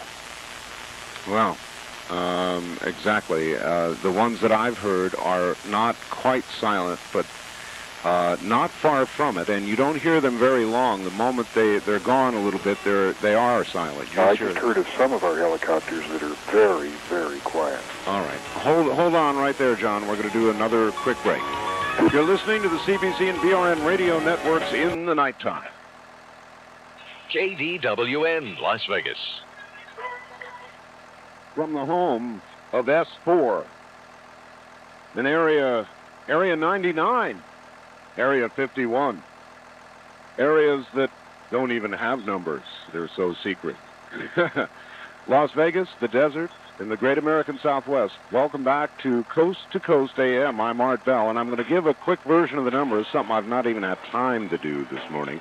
If you're in the metropolitan area of Las Vegas, you can reach us at 383-8255, 8255. If you're out of state, toll free, it's 1-800-338-8255. The wildcard direct dial lines, area code 702-385-7214. And if and only if you're a first-time caller, should you call area code 702-385-7213. John, you there? All right. We'll hopscotch, and this morning will be done before you know it. Okay. Wildcard line 3, you're on the air, Coast to Coast AM with Art Bell and John Lear. Hi.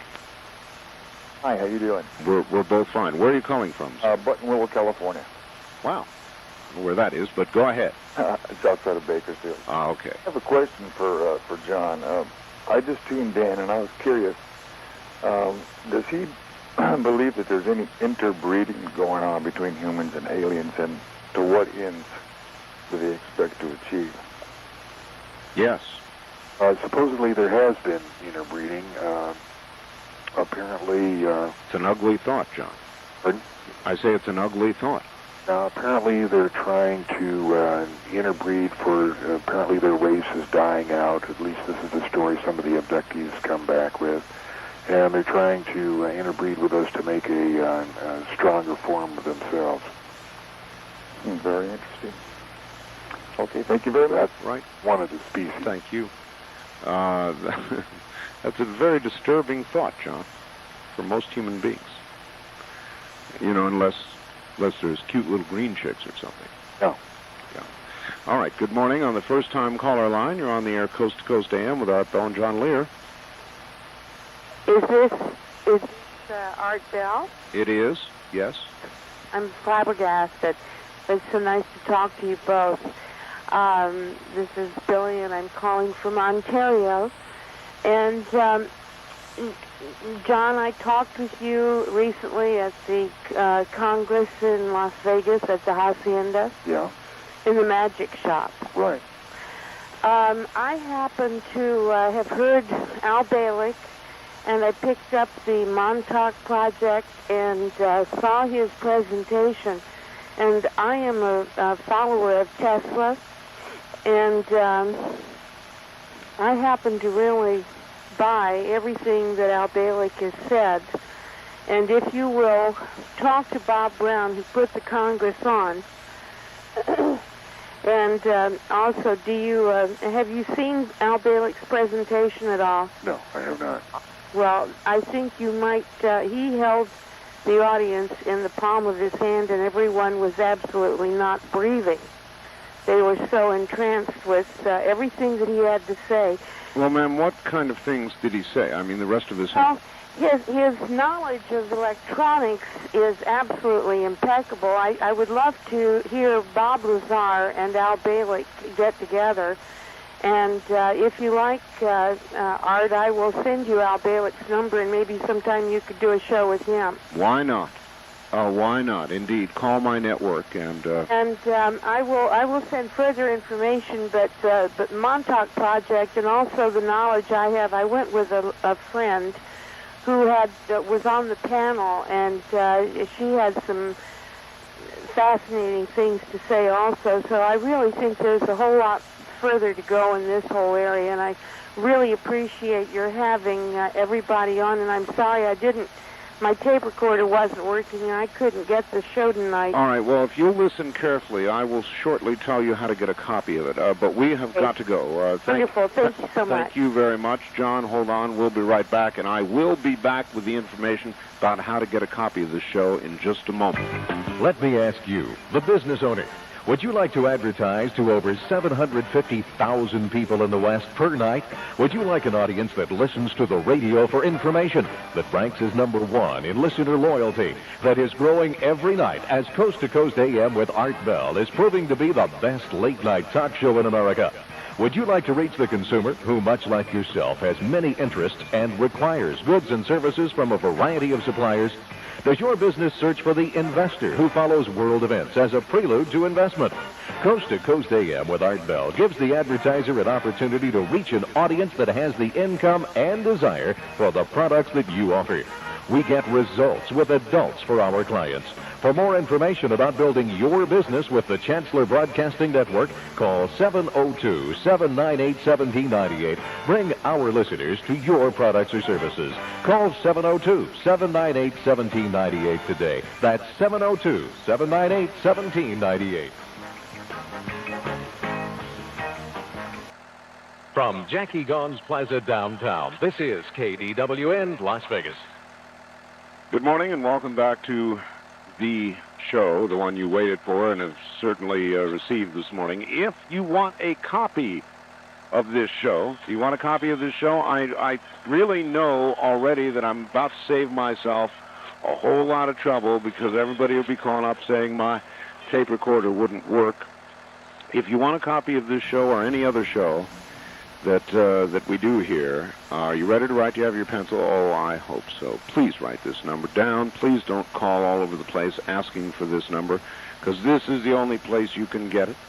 If you want a copy of this show, you can get it by calling right now or anytime.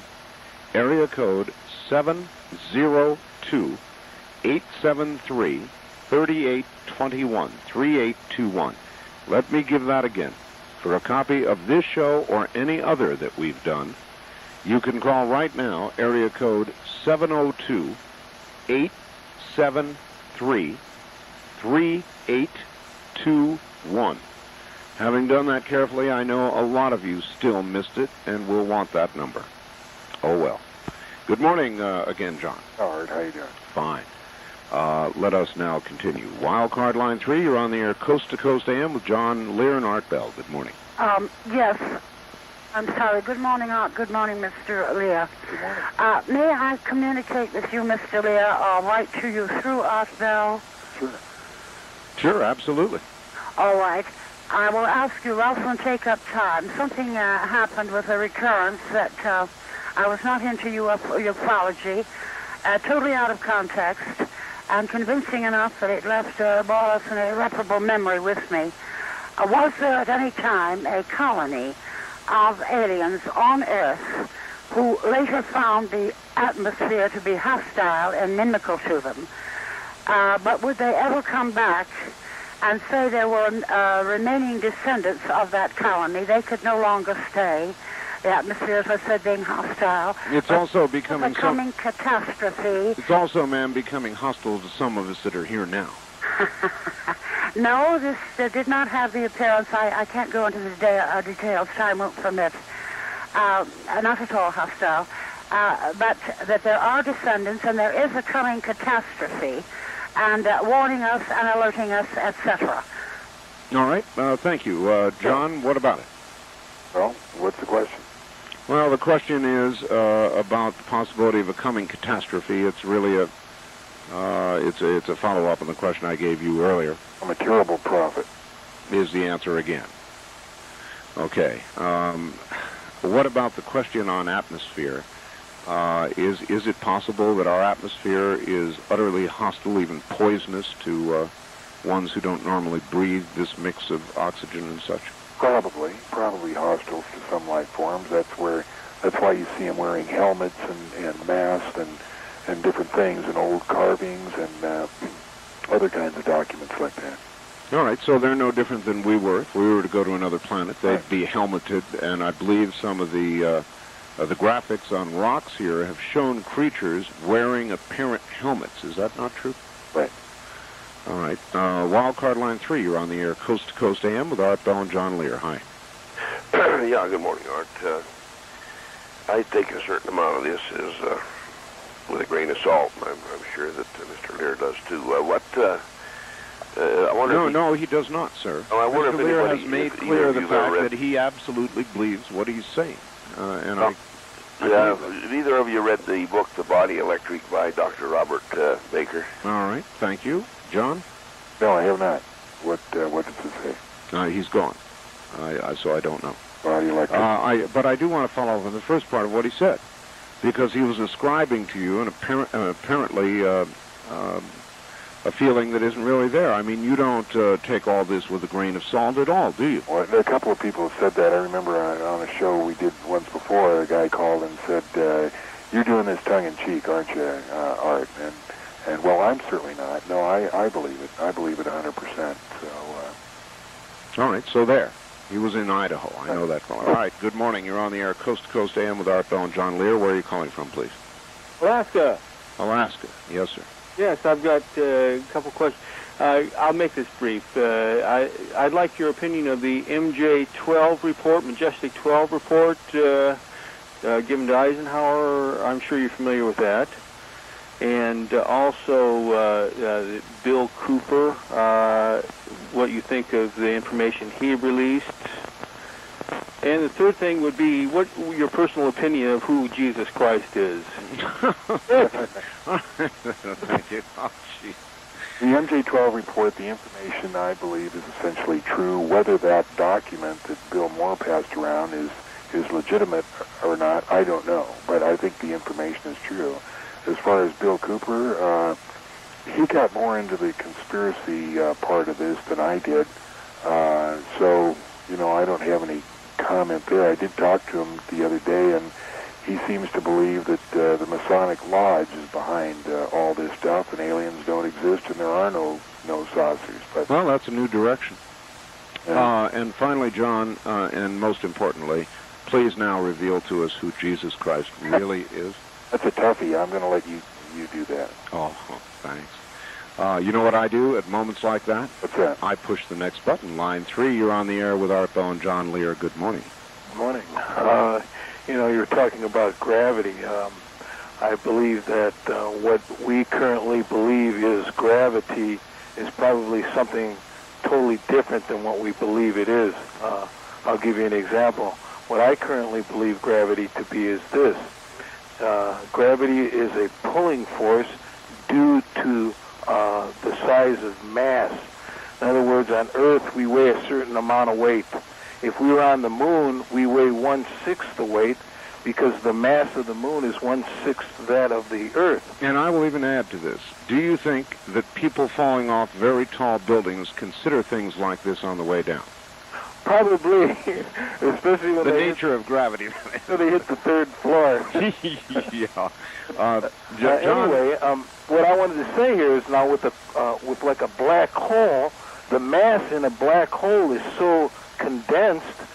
The gentleman was talking about a tablespoon of mass from a black hole would probably have the same mass density as the Earth. So think of it this way: if two magnetic poles of the same pole, like two north poles, repel each other, say if you could get the density out of a black hole that had the same mass of the Earth, those two masses would probably repel each other, like magnets do. Well, that sounds like a question for Bob, or a statement. Yeah, too bad. Now, I want to take this one step further. You were talking about Tesla, and what Tesla was dealing with, according to him, were tachyon particles. Now, in tachyon theory, they say that gravity is not a pulling force. It's an accelerating force. And that the Earth acts as a shield for the tachyon particles. So with that theory in mind, and I guess with that theory, it's a workable theory in the tachyon particle theory, the idea of gravity changes. All right, we've got to hold it there, sir. Okay. Thank you. The whole notion of gravity and what it is very interesting, isn't it, John? And it's hard to know whether it's a pulling force or a... Now, Bob describes it as a wave, but I'll have to wait till he's on next time if you really want to know the bottom line. All right. Very good. Wildcard line 3, you're on the air Coast to Coast AM with Art Bell and John Lear. Hello. You cut me off before I could ask my question. Okay, go ahead then, sir. Yes, sir. Don't you really feel that the great threat to civilization is the great imbalance of strategic nuclear forces right now rather than anything alien? All right, thank you. John, your answer? Well, who's the enemy? Well, I guess whatever was the Soviet Union, Russia and the other individual republics still do have actual physical possession nigh on to 30,000 nuclear weapons. So, the bottom line is I don't believe that there is a threat now, and quite honestly, I don't believe there ever was a threat. And the reason was a friend of mine had spent on a summer cruise in Russia with Olaf Kalugin, who was the former chief of intelligence for the KGB and was fired in 1985. And this guy told him, he said, ask me anything. He said, they can't do anything more to me, and they haven't done anything. Ask me your questions. So my friend asked, well, how about the Rosenbergs? Were they guilty? And he said, yeah, they were dyed-in-the-wool communists. He said, how about Oswald? He said, Oswald was a nut. We didn't have anything to do with him. And then he asked about the Cold War, and this ex-head of the KGB said it was the Russians being equal to us in technology was manufactured by the U.S. intelligence agency. It never was a fact. They were never that close to us. The Cold War was more or less a myth fabricated by somebody. Well, it's going to be interesting to see what the next reason to keep a building and keep developing will be, huh, John? Yeah. All right. Let's see. Line 1, you're on the air. Coast to Coast AM with Art Bell and John Lear. Thank you. I was wondering, I know that Mr. Lear has talked about a number of different kinds of species of aliens or extraterrestrial. In 1984, I think a book came out called Dark Eyes that on the cover of the book was a spacecraft that looked like an upside-down aircraft carrier. In other words, the bottom part was the flat top that jets would land on. In 1978, I had seen a similar aircraft, and most people talk about sausage and things like that, and that's why this book just sort of popped up to me, because I had seen this thing flying, I would say about 8 stories off the ground in the Midwest somewhere in a city. And it was just above a cloud cover. It seemed like, you couldn't really see it, but it shook the whole neighborhood, and some people stated that they had seen it too, like clock stops and other things like that. I was wondering, do you have any idea of what that was, or?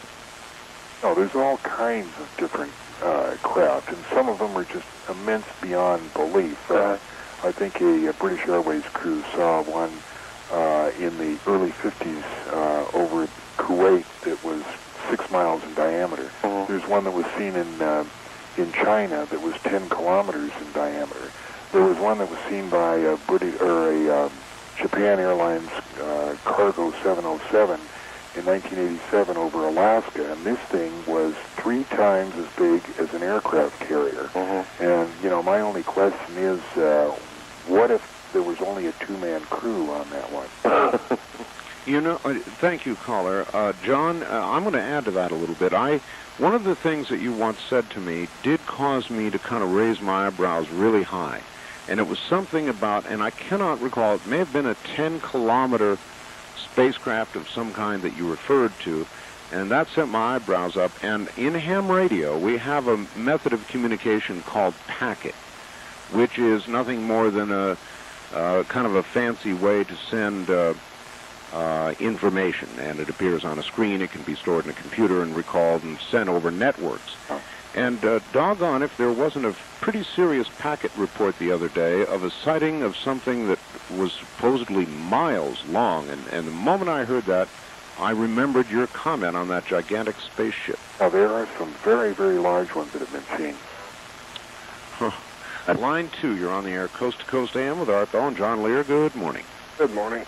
Mr. Lear, have you read Communion? Yes. What do you think of it? It was scary. When I read it, was when I first started this research, and I heard about it. I was on my way to the airport. It was a flight from Las Vegas to Cleveland, and I kind of read. It was a night flight. I kind of read it on the way, and when I got to Cleveland, it was an overnighter there. I couldn't turn the light on. I mean, it was so real to me. Now, a lot of other people have read Communion, and then they think it's, so-so. But for me, it struck a true note. It felt really, really real to me. Okay. There's another book out called Being by Michael Redfin. Have you had an opportunity to read that one? No, I haven't. He's a British author, isn't he? I believe so. It has more to do with the spiritual side of these beings, and it has a lot, well, maybe they're angels, maybe they're not, and so forth. Another question, what is the purpose of this 115? All right, element 115, John. Element 115 is the fuel that they use in an annihilation reaction, which creates the positive voltage, and somehow they get the gravity B wave, which is channeled and amplified to provide the travel that they use. All right. Good morning on the first-time caller line. You're on the air Coast to Coast AM with Art Bell and John Lear. Good morning. Good morning. I have a couple of questions for John. Sure. Where are you calling us from? Tucson, I'm sorry. Tucson. That's quite all right. Go ahead. I'd like to have his opinion on the reports of instant healing that appear occasionally in the records of association with UFOs. And also I'd like to know what he feels about these abduction cases where usually they report being carried through solid walls or windows. Really? I've read both of those. Both of them are very interesting. Apparently the instant healing has occurred. I don't know how it has occurred. The one about being carried through the walls really puzzles me. There's also being carried through a car. They feel that their body is going through the car, or at least their soul, because they can look back in the car and see their body, but they feel like they are wherever they're being transported. Yes. It's always puzzled me, but it's like Lazar was talking about mental telepathy. Until we have more information, we're not going to know how they did it. It seems to be a frequency beyond anything we know about. Yeah. All right. Thank you very much, caller. Good morning. That opens a line in Las Vegas, 383-8255-8255. Or I should say there is one open. John, do you think we might get Mr. Strieber in as a guest one of these days with you? I don't think so. We had kind of a falling out here about 4 or 5 years ago, and it was over something, just like most fallings out, it was over a minor thing, but I haven't talked to him in quite some time. And I don't know whether he's done any interviews after the disaster that the movie Communion was. Mm-hmm. I don't think he's been out much. Mm-hmm. All right, very good. Wildcard line 3, you're on the air Coast to Coast AM with Art Bell and John Lear. Hi. Hi.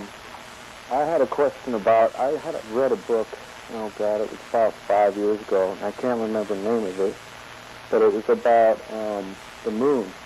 And a lot of the people in the Soviet Union believe the moon is actually alien aircraft of some type that it's hollow. Yes, and that's what Bob was referring to, is some of these theories are so far out, you just wonder who cooked them up and where they came from. But yes, I have heard that. I've heard that it's a spaceship and there's aliens inside and all that, and was brought here and all that stuff. Yeah, they said there's a hole that goes into the, and they can't even, they can see the hole, but they can't see all the way inside it. Well, let me join this little parade of strangeness. I've also heard that there are large earth-moving machines on the moon, and that sort of thing. John, anything about that? Well, now, the guest we had on the other day, Ron Maley, it was his father that saw the picture of the earth-moving machine. It was 300 or 100 yards in length, and it was shown to him by a NASA photographer, very confidentially. But in fact, yes, that picture was taken by. Am I still online? Yeah, you're online. Okay. I had another question. I heard another thing that the Soviets might have is things that can produce earthquakes. Really? Yeah. They owe us a lot of money for California. Hadn't heard about that, John? Oh, we have not heard about that. All right. Well, thank you, caller. Good morning. Line 3, you're on the air, Coast to Coast AM with Art and John Lear. Hi. Yes, good morning. A very interesting show. Bob Lazar was, I like to hear the science behind all these things. And I kind of agree with Lazar's thing about 99.9 something percent of this being just off the wall. But there was one thing that just hit me a little while ago, talking about some Soviet KGB guy who says the Soviets were never close to us in technology. Olaf Kalugin. That was Olaf Kalugin. Well, I beg to differ with that, because at one point they were way ahead of us. I mean, they had Sputnik up, and their throw weights as far as what they can put on a missile were, Yes, sir, but that's brute force category. Technologically, we are and always have been and will be probably for a long time way ahead of them. Is that not? Well, caller, that when they were putting up Sputnik, we were probably already on the moon. Well, deal with that, caller. That goes way beyond. Where we started taking over was where we had the computers, and because of our societal freedom, the spread of computers, and the usage by the people. All right, look, time is very short, so say something very profound. Okay, I think that as far as the aliens go, until they come and have direct communication with us, it's all conjecture. And what's the point? I mean, I think that we could use our mass knowledge and working together for more important things than... All right, thank you. Well, all right, that's actually almost a good question, John. The caller was talking about technology that the public knows about, right? Not what the government has. Our technology base runs approximately 30 years ahead of what the public knows. So there you go, sir. John, we'll be right back with yet a bit more. Stay right there. This is the CBC and BRN Radio Network.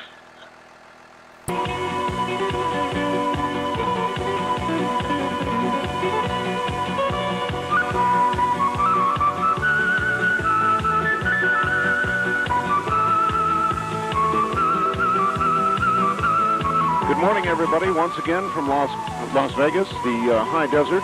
Hasn't this been special? We've had John Lear with us. He's here for a couple more moments. Bob Lazar was here for a couple of hours, and it has been an enchanting night, to say the least. I'm Art Bell. It's been a pleasure to be with you this week in the fleeting moments of the show. I want to do as I always do, say thank you for a wonderful week of talk radio. It really has been a pleasure, folks. And now back to John Lear. John, are you there? All right. We don't have a whole lot of time left, and so to be sure that I get it in, John, that tape that explains everything, why not take one more crack at giving out the address? It's TriDot Corporation. That's TRIDOT Corporation, 1324. That's 1324 Southeastern. And that's in Las Vegas, Nevada, 89104. And it's $29.95 plus $3 shipping and handling. All right. Let's take a couple of lingering questions. People have been waiting so long. You're on the air, Coast to Coast AM with Art Bell and John Lear. Where are you calling from, please? Good morning, Art. This is Bonnie from Clear Lake. Clear Lake, yes.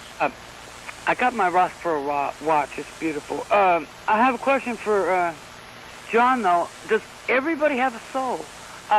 The Bible says there's only so many, and if we're all keep being reborn again, how come there's billions of people and only so many souls? All right. Well, that's a good question, actually. I think we talked about that once before, and I said that I knew a few people that I didn't suspect had souls. Which is just like my going to line 3. Line 1 is where I'm going right now. You're on the air with John Lear and Art Bell. Good morning. Hello? Is this... Am I on line 1? Yes, sir. Yes, oh, sir. yes. John, do you know anything about the effects of magnetism on these craft, or whether they're influenced or they utilize our magnetic fields for anything? No, that would be a question for Bob. Yeah. No. Okay, well, thanks. Thank you. Have a good morning out of state. You're on the air, Coast to Coast AM with John Lear and Art Bell. Hello? Hello, Art. Hello, where are you calling from, sir? Kodiak. Kodiak, Alaska. All right, John Lear is here. Do you have a quick question? Yes, sir. Has he ever heard of the raw material? What was that again? The raw material, RA? Oh, yes, yeah. Sure he has. Yes, he has, sir. If he could comment, and I'll listen off the air. All right. John, I don't have... All right, thank you, from Kodiak. Well, it's just a book, you know, just like all the other stuff. It has spiritual stuff, and, you know, it's like a lot of other books, like Urantia and stuff like that. Oh, that is an interesting topic, and I don't think I say that we've ever really touched on that. All right. Quickly, because we're about out of time. Line 2 for John Lear. Yeah, John. Yeah. Is it true the UFO crash at Roswell? Absolutely, positively true. True. Yeah. And Hangar 18, are the 4 bodies at Hangar 18, and has anybody been in that hangar? I think the Hangar 18 may just be, it may have been Hangar 18, but certainly there were 4 bodies. Which hangar they went into, I don't know. The most credible of all the incidents, though, John, Roswell? Pardon? The most credible of all UFO incidents, Roswell? Certainly that we have most of the evidence, the evidence that Stan Friedman and Don Berliner collected on it. They interviewed over 105 witnesses, many of them still living, that either touched or had something to do with that recovery. Yeah. All right, caller, gotta go. Okay. Thank you. John, we're out of time, so look. Okay, do I get one last comment? Yeah, one last comment. Okay, even if you planted rye for the winter, be sure and fertilize every 6 weeks, about 5 pounds per 1,000, and be sure and water early so that the lawn has a chance to dry in case there's a freeze at night. And please don't forget my suggestion about the disc lighted on your lawn. John, it's, as always, it's been a great pleasure. Thank you for attracting, magnetism or gravity or something. You brought Bob Lazar to us, and that was something else. Okay, thanks, Art. It was a pleasure. We'll do it again, John? Okay, great. All right, bye-bye. That's it, folks. I'm sorry. We out of time. We'll see you Monday night, Tuesday morning with more of whatever it is that we do here, which constantly is changing. It's been a pleasure to be with all of you this week. I'm Art Bell, and I think my weekend has about arrived. Talk Radio continues on the flagship station, KDWN, coming next. Good morning, all.